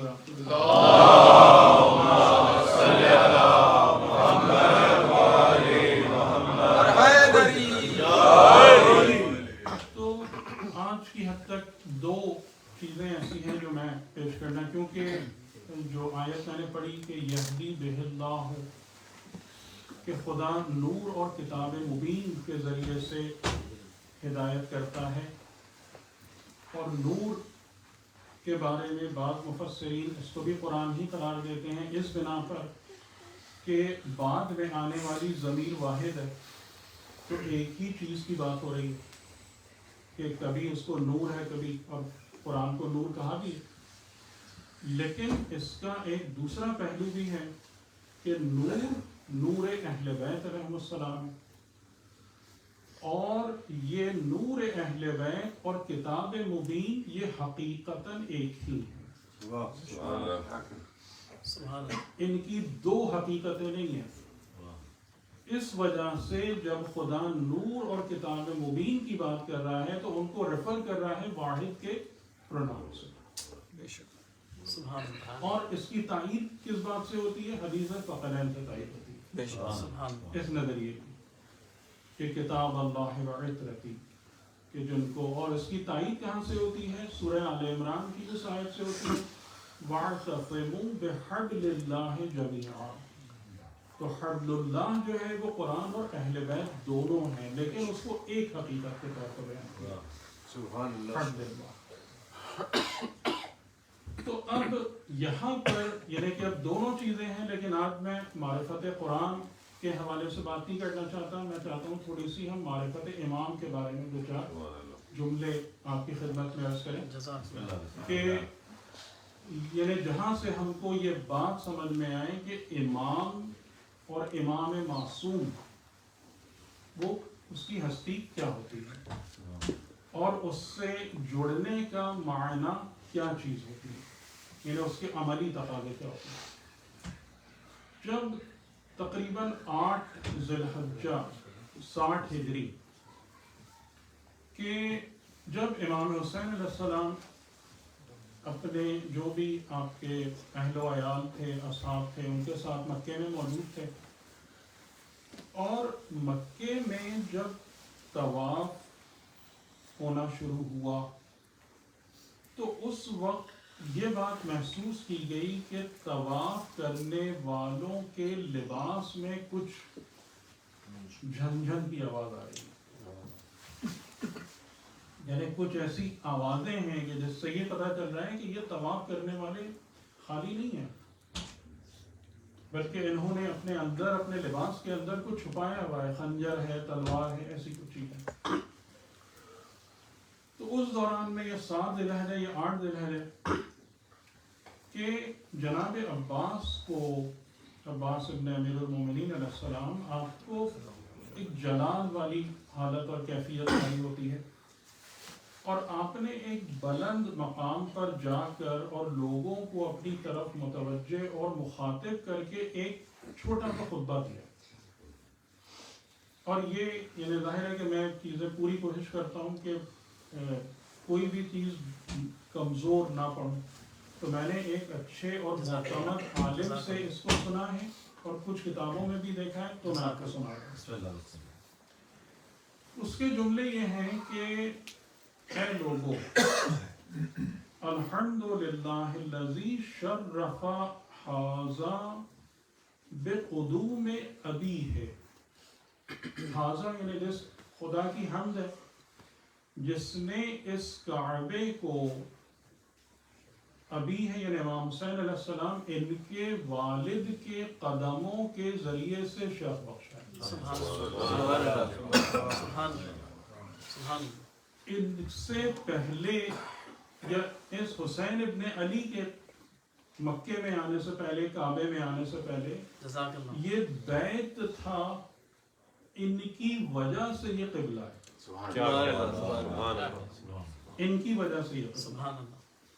اور خدا کی قسم کہ اگر اللہ کی حکم اللہ الجلیہ، خدا کی جلی حکمتیں نہ ہوتی اور اسرارہ العلیہ اور اعلیٰ اسرار نہ ہوتے، اور خدا اپنے بندوں کو آزمانا نہ چاہ رہا ہوتا، تو یہ کعبہ اڑ کر امام کی خدمت میں حاضر ہوتا قبل اس کے کہ وہ چل کر اس تک پہنچتا. جزاک اللہ. کہ تم اس ہستی کو یہاں سے دور کر رہے ہو. اور یہ امامت کے حوالے سے بہت بہت شاندار اور بہت ضروری معرفت ہے. اور میں اگر اس کا وہی ہے کہ میں اس کو تھوڑا سا پھیلاؤں گا تو آپ محسوس کریں گے کہ ہم اس سے الگ نہیں ہیں اس پرابلم سے. یعنی حضرت عباس کیا کہنا چاہ رہے ہیں؟ حضرت عباس یہ کہنا چاہ رہے ہیں کہ یہ امت مسلمہ یہ خالی سمبلز کے پیچھے لگی ہوئی ہے حقیقت کو چھوڑ کر. سبحان اللہ. سبحان اللہ. کعبہ علامت ہے، کعبہ سمبل ہے، کعبہ حقیقت توحید تھوڑی ہے. کیا کہنے. کہ اگر آپ کعبے اور حج کو بھی دیکھیں تو کعبے اور حج میں کیا ہے کہ جب خدا فرما رہا ہے مثال کے طور پر کہ وَاتَّخِذُوا مِن مَقَامِ إِبْرَاهِيمَ مُصَلًّى، کہ مقام ابراہیم سے اپنے مصلے کو نکالو. جی بھائی سبحان اللہ. مقام ابراہیم سے اپنے مصلے کو اتخاذ کرو. تو ہم اس کو جا کے کیا کرتے ہیں کہ جناب یہ مقام ابراہیم ہے اور یہاں 2 رکعت نماز پڑھنی. کہ یہ اس آیت پہ عمل ہو گیا جو خدا کہہ رہا ہے وَاتَّخِذُوا مِن مَقَامِ إِبْرَاهِيمَ مُصَلًّى، یہ عمل ہو گیا اس آیت پہ کہ آپ نے کہا کہ یہ جگہ مقام ابراہیم کہلاتی ہے، 2 رکعت نماز پڑھنی ہے. یہ وہ چیز ہے جو جناب عباس بتانا چاہ رہے ہیں کہ اے مسلمانوں تم اس جگہ تک گر چکے ہو کہ تمہیں یہ بات ہی سمجھ میں نہیں آ رہی کہ حقیقت کیا ہے، سچائی کیا ہے. کہ کعبہ ایک سمبل ہے اور خود کعبے کا قبلہ امام وقت ہے. امام اس ہستی کو کہتے ہیں جو کعبے کا قبلہ ہوتا ہے، اور اس کے بغیر کعبے کی شرافت اور معنویت اور حقیقت کبھی بھی حاصل نہیں ہوتی. اس کی بہت بڑی مثال جو خدا نے لوگوں کی آنکھیں کھولنے کے لیے، جو بعد میں اسی بات کو روشن اور واضح کرنے کے لیے 1-2 سال بعد کیا ہوا کہ جس کعبے کو لوگ امام حسین علیہ السلام کو ترک کر کے جس کعبے کا طواف کر رہے تھے، اس کعبے کے ساتھ کیا ہوا؟ اس پر پتھر برسائے گئے، اس کے اندر عبداللہ ابن زبیر کو قتل کیا گیا، اس کو مسمار کیا گیا. جو مسجد نبوی، مسجد کی شکل لوگوں کی نظروں میں مقدس تھی، وہ استبل بن گئی. خدا کیا بتانا چاہ رہا ہے؟ خدا کیا سمجھانا چاہ رہا ہے مسلمانوں کو؟ کہ تم ان علامتوں کو اصل سمجھتے ہو، مقدس سمجھتے ہو. میری حجت اصل ہے، اس کو میں نے اپنی حجت بنا کر اپنے کلمات عطا کر کے تمہارے درمیان بصورت نور ہدایت کے لیے رکھا ہے، وہ اصل ہے. انعمت علیہم اصل حقیقت ہے زندگی میں. کہ ان کے ساتھ اگر جڑے، ان کے ساتھ تعلق پیدا کیا، ان کے کردار کو اپنے اندر پیدا کیا تو ہدایت ہے. اور یہاں سے ہی جیسا میں نے کہا کہ یہ چیز ہماری طرف بھی پلٹ کر آتی ہے. یعنی وہ کام جو اس وقت اہل کوفہ و بصرہ اور مکہ اور مدینہ کر رہے تھے کہ ظواہر دین پر رہتے ہوئے اپنے کو کامیاب سمجھ رہے تھے اور حجت خدا کے دامن کو چھوڑ دیا تھا انہوں نے. تو ہمیں بھی اس بات پر غور کرنا پڑے گا کہ آج کے دن یہ پرابلم ہمارے ساتھ بھی تو نہیں ہے. ہم اپنے دین میں فقط سمبولزم کے پیچھے ہیں یا حقیقت قرآن اور امام کے پیچھے ہیں؟ یہ سوال آج ہمیں بھی کرنا پڑے گا اپنے آپ سے. یہ ہر دور کے لیے ایک زندہ سوال ہے جو ہر دور میں باقی رہتا ہے. تو یعنی یہ ایک جملے، اور پھر آخر میں بات ختم کرتے ہوئے ایک روایت جو تقریباً نادر روایت ہے، یعنی میرے علم میں نہیں ہے کہ شاید کبھی بھی ہمارے ممبروں سے بیان ہوئی. اور اس کی بنیادی وجہ کیا ہے؟ اس کی بنیادی وجہ یہ ہے کہ ہم نے اپنے دین کو کبھی بھی علم کے طور پر نہیں لیا. ہم نے اپنے دین کو یا عقیدت بنا کر پیش کیا ہے یا جذباتی طور سے اس کا مظاہرہ کیا. دین بطور علم رائج نہیں ہے ہمیں. یہ ہم سے میری مراد ہے کہ جو ہمارے خاص طور سے انڈو پاکستان کے ماخذ ہیں، خاص طور سے یہ ہماری حالت. تو ہمارے یہاں پر تقریباً کہیں بھی آپ کو امام شناسی پر محنت نہیں ملے گی کہ اس بات پر کسی بھی خطیب نے، ذاکر نے، مقرر نے اس بات پر محنت کی ہو کہ امام اور امامت کے حوالے سے جتنے بھی عنوانات بنتے ہیں ان کو اسٹڈی کیا جائے، اینالائز کیا جائے. تو میں یہ روایت کہاں سے آپ کی خدمت میں نقل کر رہا ہوں کہ آیت اللہ محمد حسین حسینی تہرانی، ان کے دروس ہیں توحید شناسی پر، امام شناسی پر، آخرت شناسی پر. تو امام شناسی پر جو دروس ہیں آپ اندازہ کریں گے کہ وہ کتنی جلدوں میں چھپے ہیں؟ 18 جلدوں. امام شناسی کہ جس میں قرآن کریم کی آیتوں کی روح سے، ائمہ علیہ السلام کے کلمات کی روح سے، پھر پورے 12 اماموں کی سیرت و کردار کو مد نظر رکھتے ہوئے کہ امام کیا ہوتا ہے، کون کیسا ہوتا ہے. کیونکہ جب آپ اس بات کو ریئلائز کرنا شروع کر دیتے ہیں کہ امام اسے نہیں کہتے کہ جس کے لیے قصیدے پڑھے جائیں، سبحان اللہ. امام اس کو نہیں کہتے کہ جس کے لیے مدح و ثنا و مرثیہ ہو، بلکہ امام اس کو کہتے ہیں کہ جو میری ہمیشہ ہمیشہ کی زندگی کا قائد اور رہبر ہے. اگر امام کی یہ ورث اور ویلیو آپ کی نظر میں ہے تو آپ اس موضوع پہ دقت کریں گے. میں خالی امام کو اپنی اس زندگی کے لیے تھوڑی مان رہا ہوں، اس مرتے دم تک امام تھوڑی ہے. جب خدا فرما رہا ہے سورہ بنی اسرائیل میں یوم ندعو کل اناس بامامہم، کہ قیامت میں، قیامت کے روز ہر انسان اپنے امام کے ذریعے سے بلایا جائے گا. تو یہ امامت کہاں تک ایکسٹینڈ کر رہی ہے؟ فقط اس دنیا کا مسئلہ تھوڑی ہے. تو جو معاملہ میری زندگی میں اتنا گمبھیر ہو، اتنی اہمیت کا حامل ہو، اس کو سر سے نہیں گزر جائیں، پتہ ہی کچھ نہیں. سبحان اللہ. تو 18 جلدوں پر ہے وہ پورا امام شناسی. تو اس میں سے میں ایک روایت آپ کی خدمت میں عرض کر رہا ہوں، اور اس میں انہوں نے دقت اس بات کی زیادہ کی ہے کہ اہل سنت کے ماخذ سے بھی وہ تمام احادیث جمع کی جائے کہ جو امامت کو ڈیفائن کرتی ہیں. اور جیسا کہ کل رات بھی میں ایک بات عرض کر رہا تھا کہ یہ بہت بڑی غلط فہمی اور دھوکہ ہے کہ امامت ایک ایسا مسئلہ ہے جو فقط شیعوں نے ایجاد کیا. یہ بہت بڑا دھوکہ ہے، کیونکہ قرآن کریم کی آیتیں موجود ہیں اس پر. انی جاعلک للناس اماما وجعلناہم ائمۃ یہدون بامرنا. قرآن کریم کی نص موجود ہے. یہ امامت کوئی شیعہ کا کھڑا کیا ہوا مسئلہ نہیں ہے سبحان اللہ. کہ فقط یہی مانتے ہیں.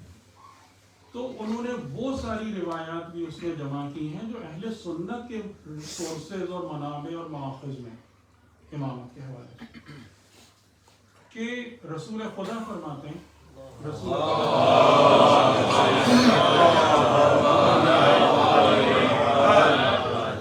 اور اس میں 2-3 باتیں آپ لوگ انشاءاللہ غور فرمائیے گا. میرے پاس اتنا وقت نہیں ہے کہ میں بدقت تحلیل کر سکوں.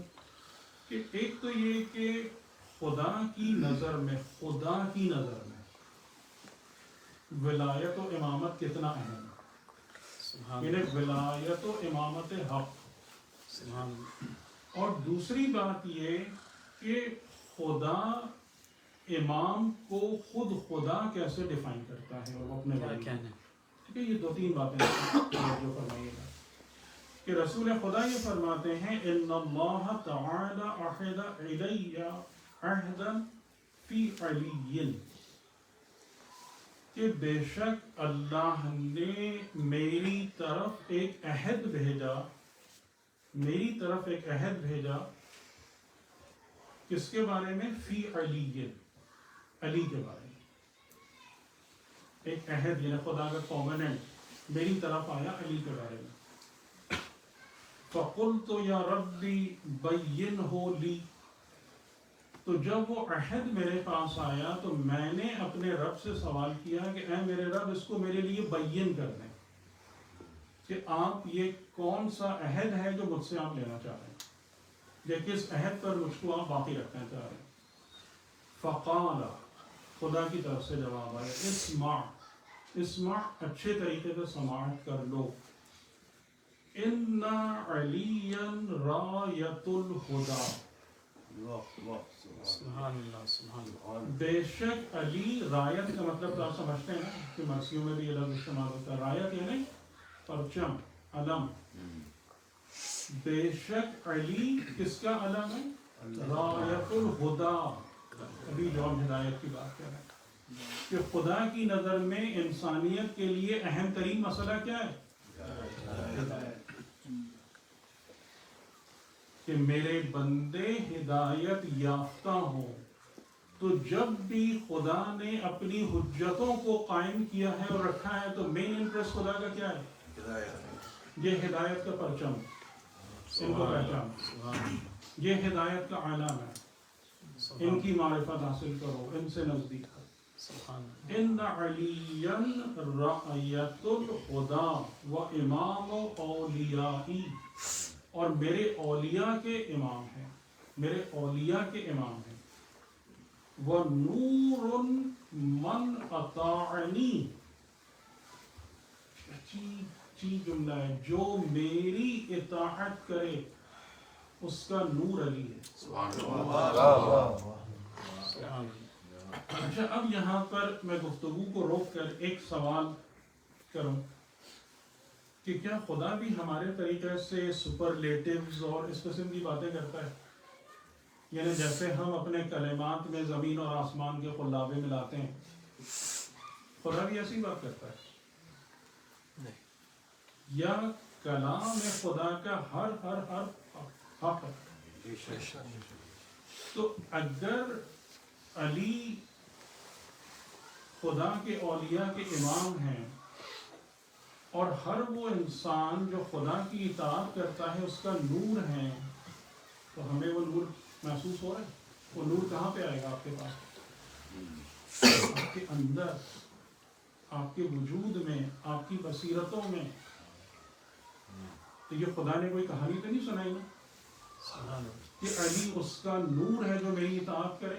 تو اب یہ ہمیں حساب کرنا ہے کہ نور علوی ہے ہمارے پاس, اور اگر نہیں ہے تو ریزن کیا ہے؟ ہم خدا کے اطاعت گزار نہیں. اور آپ دیکھ رہے ہیں معصوم اور امام کا مقام کیا ہے؟ معصوم اور امام کسی بھی مرحلے اور لحظے پر خدا سے جدا نہیں.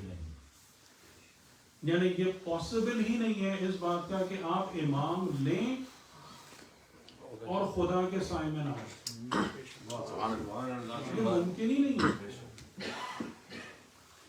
تو علی ان کا نور ہے جن کی جو میری اطاعت کرے، وَهُوَ الْكَلِمَةُ الَّتِي أَلْزَمْتُهَا الْمُتَّقِينَ، اور وہ کلمہ ہے کہ جس کو میں نے لازم کر دیا ہے متقین کے لیے، یعنی علی متقین کی جان کے ساتھ متحد ہے کلمہ خدا کے طور پر۔ من احبہ احبنی ومن ابغضہ ابغضنی، جو یعنی اس سے محبت کرے اس نے مجھ سے محبت کی، جس نے اس سے بغض رکھا اس نے مجھ سے بغض اختیار کیا۔ فبشرہ بذالک، اے محمد اب تمہارے سامنے بیان ہو گیا میرا عہد کہ میں کیا کہنا چاہ رہا ہوں، جاؤ علی کو اس کی بشارت دو۔ میں چاہتا ہوں تھوڑا سا آپ اگر وقت دیں تو میں یہاں روایت پڑھ دوں۔ صلوات بر محمد و آل محمد۔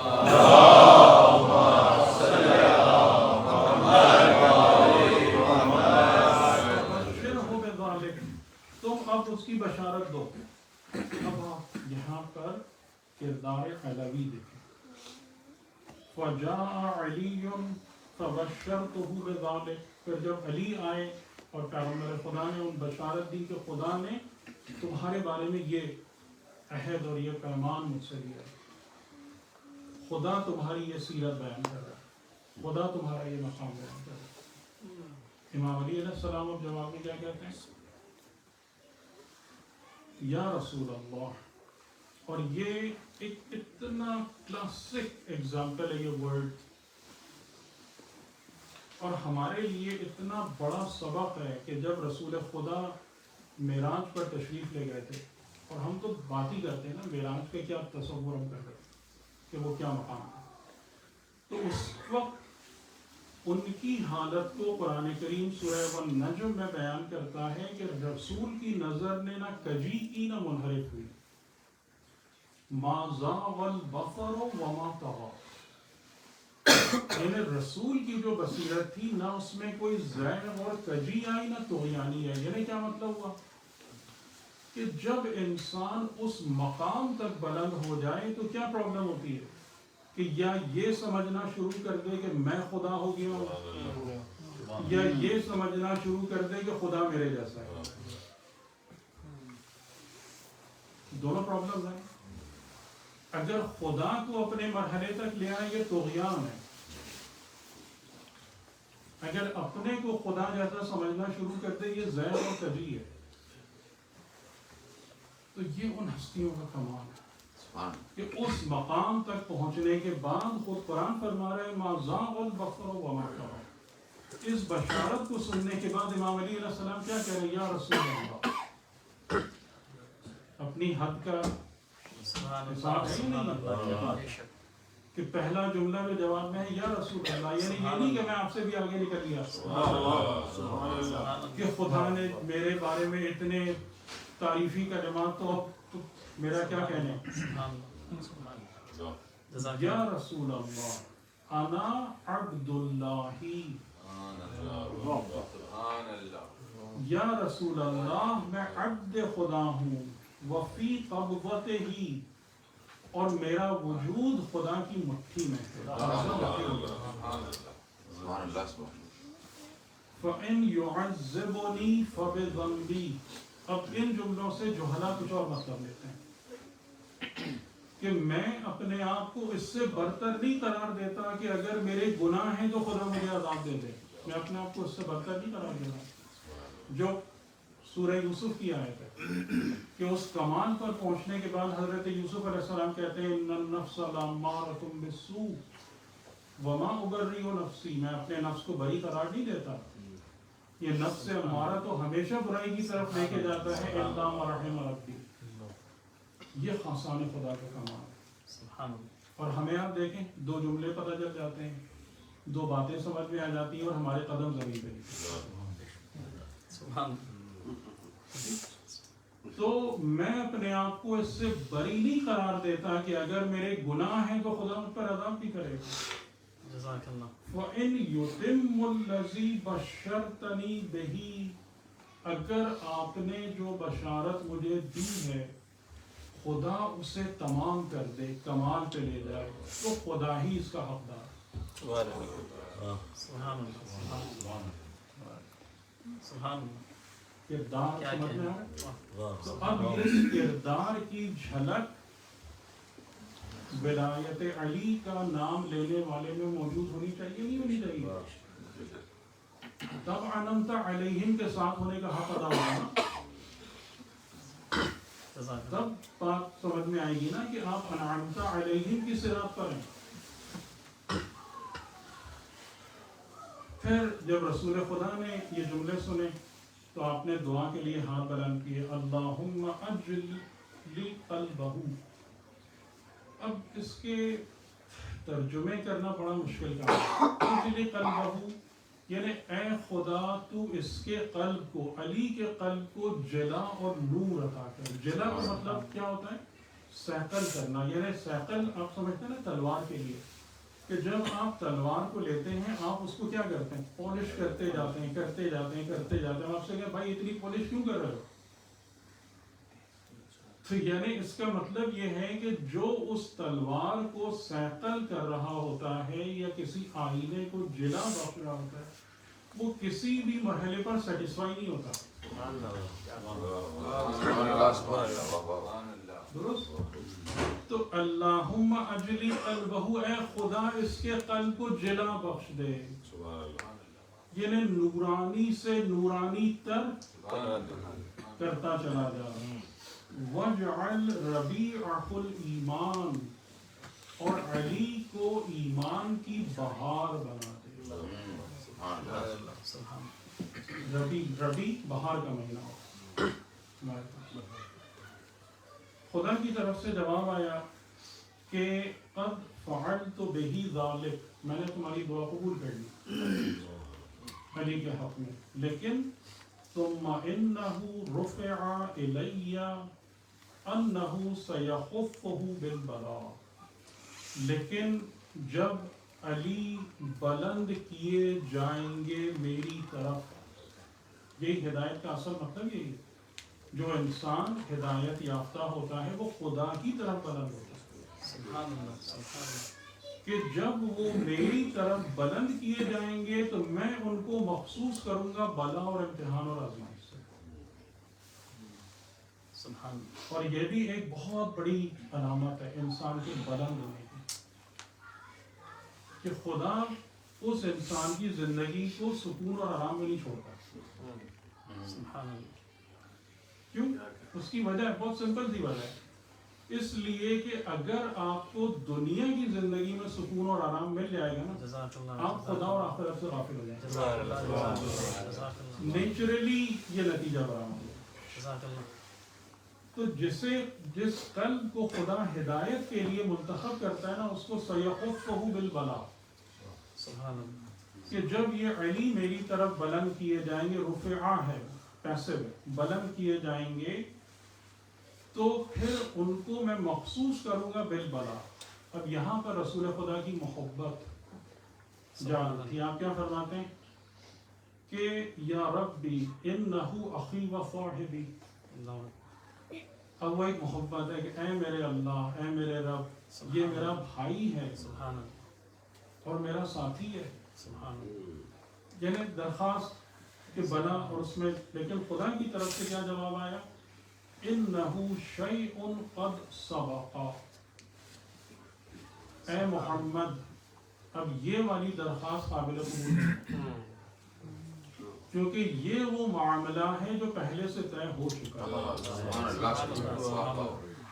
انہ مبتلا و مبتلا بہی، بے شک انہیں بھی ابتلا میں ڈالا جائے گا اور دوسرے ان کے ذریعے سے ابتلا میں ڈالے جائیں گے. یعنی علی خود سخت ترین آزمائش سے گزریں گے اور انسانیت علی کی بنا اور وسیلے پر آزمائش سے گزرے گی.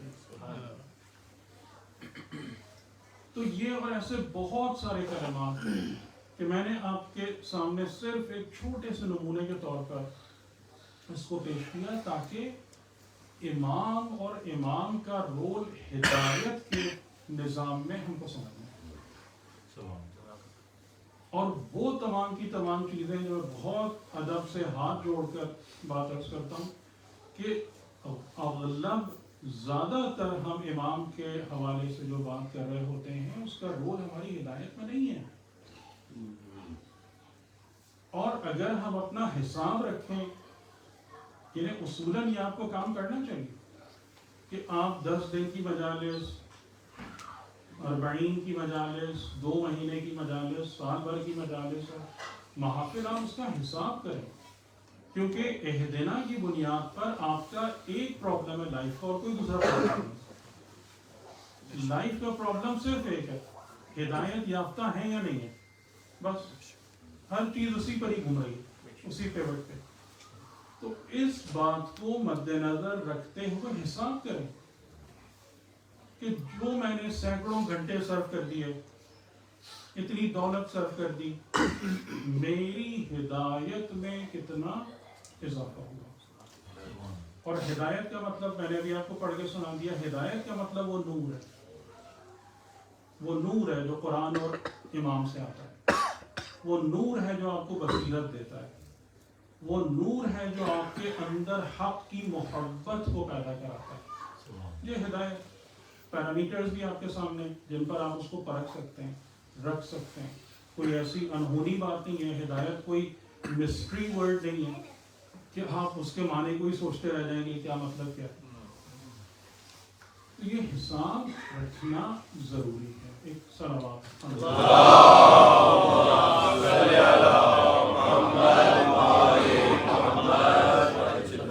اور جیسا کہ ہمارے پاس یہ سنت حسنہ ہے کربلا اور شہداء کربلا کی یاد منانے کی، اور کربلا ظاہر ہے کہ ایک قربانی ہے، اور وہ قربانی جو خدا کی بارگاہ میں پیش کی گئی اور خدا نے اس کو عظیم ترین رتبہ اور مرتبہ عنایت فرمایا۔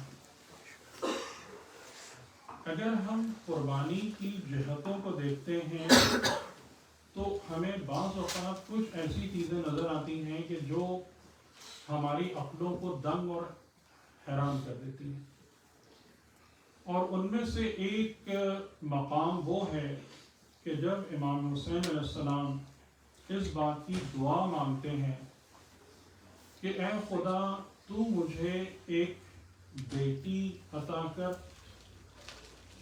اس بیٹی کی محبت کو میرے دل میں زیادہ فرما، اور میں اس محبت کو تیری راہ میں قربان کروں۔ یعنی اگر جناب علی اکبر گئے، اگر جناب علی اصغر کی شہادت ہوئی تو وہاں پر فرزند قربان ہوا ہے، لیکن یہاں پر جب جناب سکینہ سلام اللہ علیہا کے مصائب سامنے آتے ہیں تو وہاں پر بیٹی کی محبت قربان ہے۔ اور یہ ایک عجیب پہلو ہے کربلا کی شہادتوں اور قربانیوں کی، کہ اس بچی کا سن جو 4 یا 5 سال کا بیان کیا جاتا ہے، اور جیسا کہ اس دعا کے حوالے سے میں نے آپ کی خدمت میں عرض کیا کہ وہ اس کی محبت جناب سید الشہداء سے بے مثل تھی، اور واقعات جیسے بیان کرتے ہیں کہ وہ بیٹی جب تک اپنے باپ کی خوشبو کو نہ سون لے، اپنے باپ کے سینے کو نہ پالے، اس وقت تک رات کو سو نہیں پاتی۔ اور جب امام حسین علیہ السلام کا وقت رخصت آیا تو وہ بی بی جس نے نہ معلوم کس طریقے سے چچا کے جانے کو اور چچا کی شہادت کو قبول کیا تھا، لیکن جب جناب سید الشہداء علیہ السلام اپنی سواری پر بلند ہوتے ہیں تو وہ سواری آگے نہیں چل پاتی،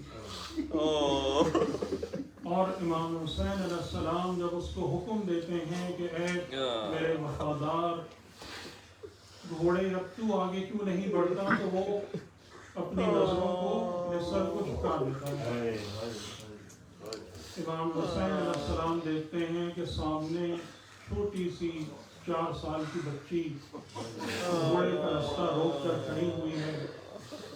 اس وقت جناب سید الشہداء علیہ السلام کے قلب مبارک پر کیا گزری ہوگی۔ یہ اس محبت کی قربانی کا وقت ہے۔ نیچے اترتے ہیں اور جس میں 1-2 مصرے مجھے میر انیس کے یاد آتے ہیں کہ فرماتے ہیں کہ بی بی نے کہا کہ نیند آئے گی جب آپ کی روح پال گی بابا، میں رات کو مقتل میں چلی آؤں گی اے میرے بابا جان، میں نے اپنی زندگی کی کوئی رات آپ کے سینے کے بغیر نہیں کھائی۔ اب آپ اس کے حوالے کر کے مجھے جا رہے ہیں۔ ہمارے پاس باقاعدہ تاریخ کے جملے نہیں ہیں، لیکن ہمیں یہ بات بھی نظر آتی ہے کہ مثل زینب سلام اللہ علیہا اس بی بی نے بھی منزلوں پر منزلیں، صعوبتوں اور مسائل کو اٹھائیں اور برداشت کی ہیں، لیکن زبان سے ایک لفظ شکوے اور شکایت کا نہیں نکالا۔ امام حسین علیہ السلام بیوی کو اپنی گود میں لیتے ہیں، بوسہ دیتے ہیں، اور ایک عجیب جملہ امام حسین علیہ السلام نے فرمایا کہ سکینہ اپنے آنسوؤں کو روک لو، تیرے آنسو حسین کے قلب کو زخمی کرتے ہیں۔ بیوی نے امام وقت کی آواز کو سنا، امام حسین علیہ السلام کو میدان میں جانے کا رستہ دیا۔ اس کے بعد عصر عاشور آئی، لیکن سکینہ کے بابا پلٹ کر خیموں کی طرف نہیں آئے، اور پھر میدان کربلا میں وہ صدا بلند ہوئی کہ اللہ قتل حسین، اور بس 1-2 جملوں کی زحمت آپ کے لیے کہ جب عصر عاشور کے بعد خیموں میں آگ لگی ہوئی تھی، اس وقت حمید ابن مسلم یہ بات کہتا ہے کہ میں نے اس بلوے میں 4 سال کی ایک بچی کو دیکھا کہ جس کے کانوں سے خون بہ رہا تھا، اور جس کے کتے کے دامن میں آگ لگی ہوئی تھی، اور وہ بچی اس میدان میں دوڑ رہی تھی۔ میں اس بچے کے قریب گیا اس نیت کے ساتھ کہ میں اس کے کرتے کی آگ کو بجھاؤں۔ اب یہاں پر اداداروں اس بات کا تصور کریں کہ آل محمد پر کیا وقت کہ وہ بچی خوفزدہ ہو کر پیچھے ہٹ جاتی ہے اور کہتی ہے کہ اے شیخ، میرے پاس جو دولت تھی وہ میرے کانوں کے گوشت والے تھے، تو پوری لڑائی موت کر لے گئے، میرے پاس کچھ نہیں ہے تجھے دینے کے لیے جسے تو لوٹ سکے۔ اس نے کہا کہ بی بی، میں آپ سے کچھ لوٹنے نہیں آیا، بلکہ چاہتا ہوں کہ آپ کے کرتے کی آگ کو بجھا دوں۔ وحشیوں کے صحرا میں بی بی نے جانا آواز کو سنا تو ایک عجیب سوال کیا کہ اے شیخ، مجھے نجف کا رستہ پتہ ہے۔ وہ حیران ہو کے پوچھتا ہے کہ بی بی، آپ نجف کیسے جاؤ گی اور وہاں پر آپ کا کیا ہے جو آپ وہاں پر جانا چاہتے ہو؟ تو آپ نے جواب دیا کہ وہاں پر میرے دادا نہیں ہے، میں ان کی خدمت میں حاضر ہو کر ان کو بتانا چاہتی ہوں کہ آپ کے فرزند حسین کے ساتھ کیا ہوا، اور آپ کی بیٹیوں اور آپ کی اولاد کے ساتھ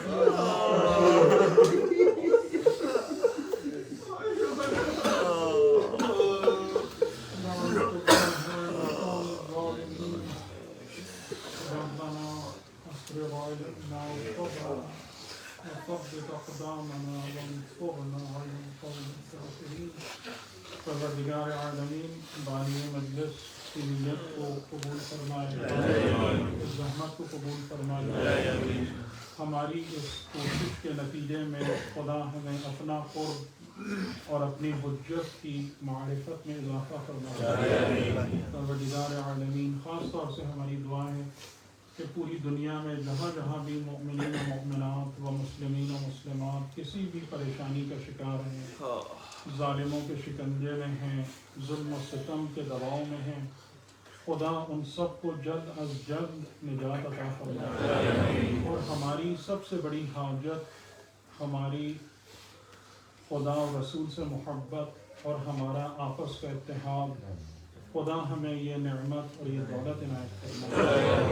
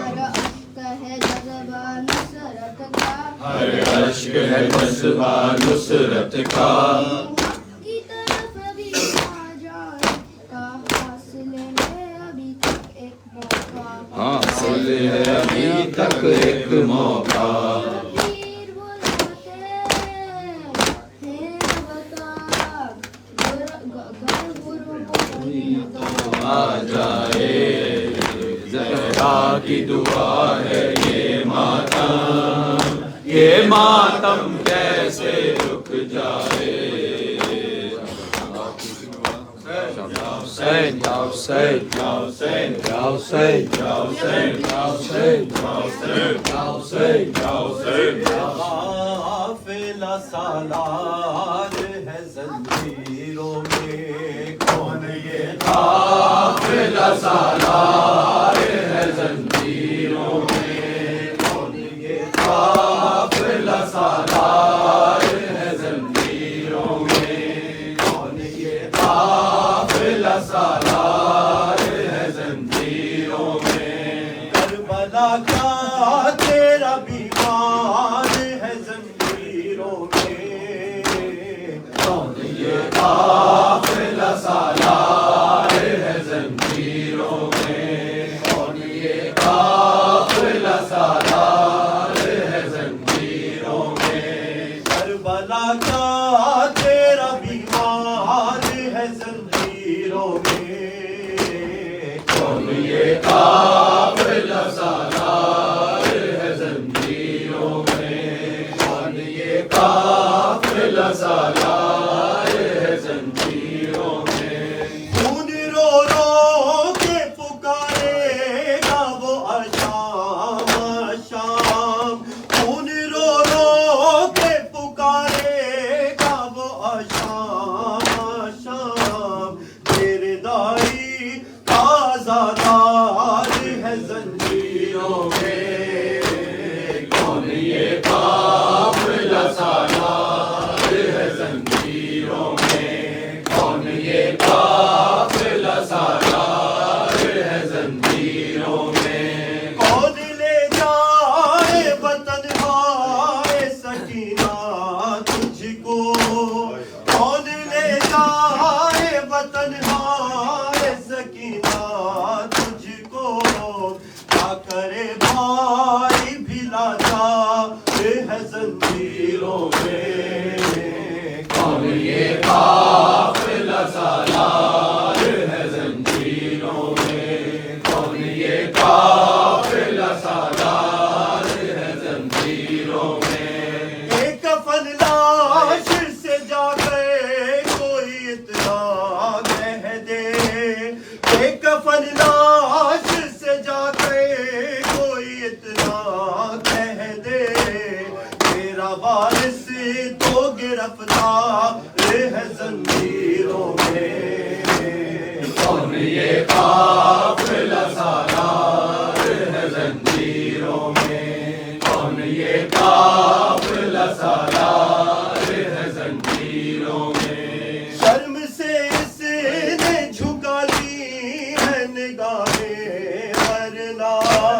شرم سے اس نے جھکا لی ہے نگاہیں ورنہ وارث ہے در کرا ہے زنجیروں میں کون یہ قافلہ سالار ہے زنجیروں میں کون یہ قافلہ سالار ہے زنجیروں میں اے مصدق ہے عجب شام میں کرنوں کا نزول اے مصدق ہے عجب شام میں کرنوں کا نزول گرچہ خورشید ضیاء ہے زنجیروں میں کون یہ قافلہ سالار ہے زنجیروں میں کون یہ قافلہ سالار ہے زنجیروں میں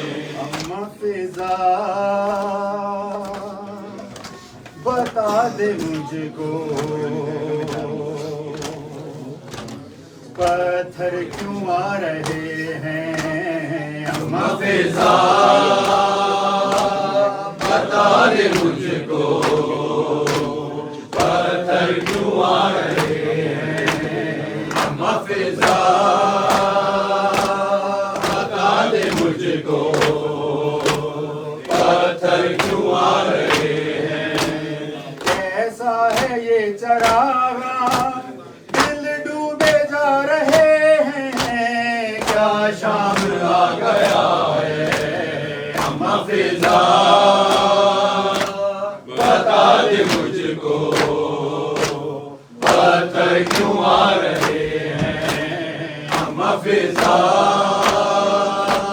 بتا دے مجھ کو پتھر کیوں آ رہے ہیں لوگ کس طرح کے ہم سے دعا کرائیں اے قیدیو دعا دو یہ دن نہ ہم پہ آئیں لے کر دعائیں ہم سے دل بھی دکھا رہے ہیں کیا شام آ گیا ہے ہم فضا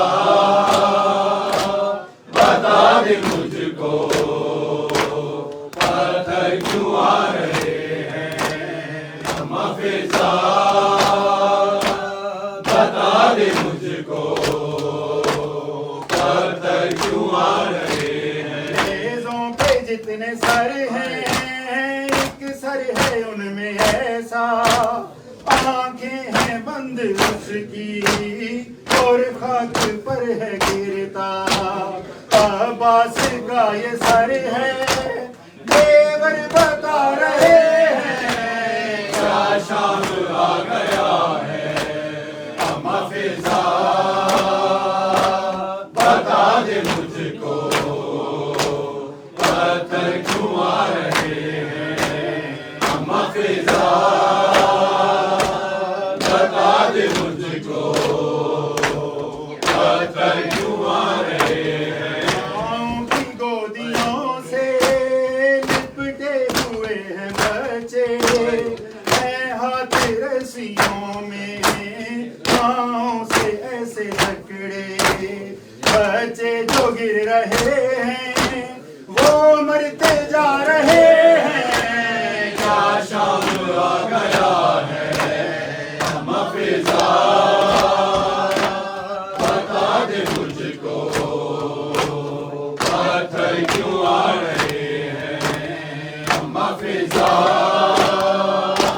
بتا دے مجھ کو پتھر کیوں آ رہے ہیں کتنا چلے ہیں پیدل کانٹوں کے سارے قیدی تھک جاتی چلتے چلتے چلتی اگر زمین بھی پاؤں کے آبلے بھی رو کر بتا رہے ہیں کیا شام آ گیا ہے ہم فضا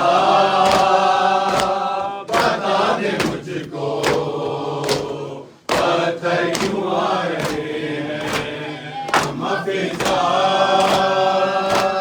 بتا دے مجھ کو پتھر کیوں آ رہے ہیں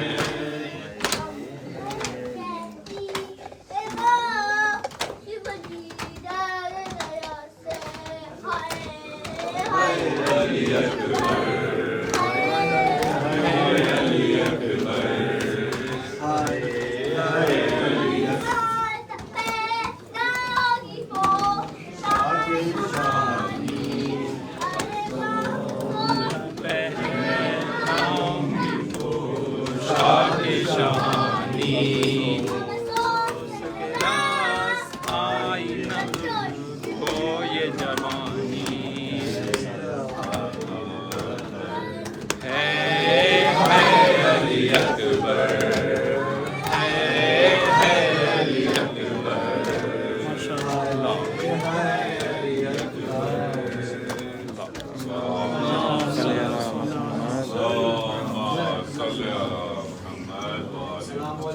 الله الحسين وعلى أرواح التي هلت بفنائي عليك مني سلام الله أبدا ما بقيت وبقي الليل والنهار ولا جعله الله الآخر لأحد مني لزيارتكم السلام على الحسين وعلى آل الحسين وعلى أولاد الحسين وعلى أصحاب الحسين جميعا ورحمة الله وبركاته السلام عليك يا مولاي يا غريب الغرباء السلام عليك يا مغيث الشية ودبار في يوم الجلاء السلام عليك يا شمس الشموس يا أنيس النفوس أيها المدفون بأرض توس يا سلطان العرب والعجم يا ولي ابن موسى أيها الرضا الراضي بالقدر والقدر جسمي لك الفداء ورحمة الله وبركاته.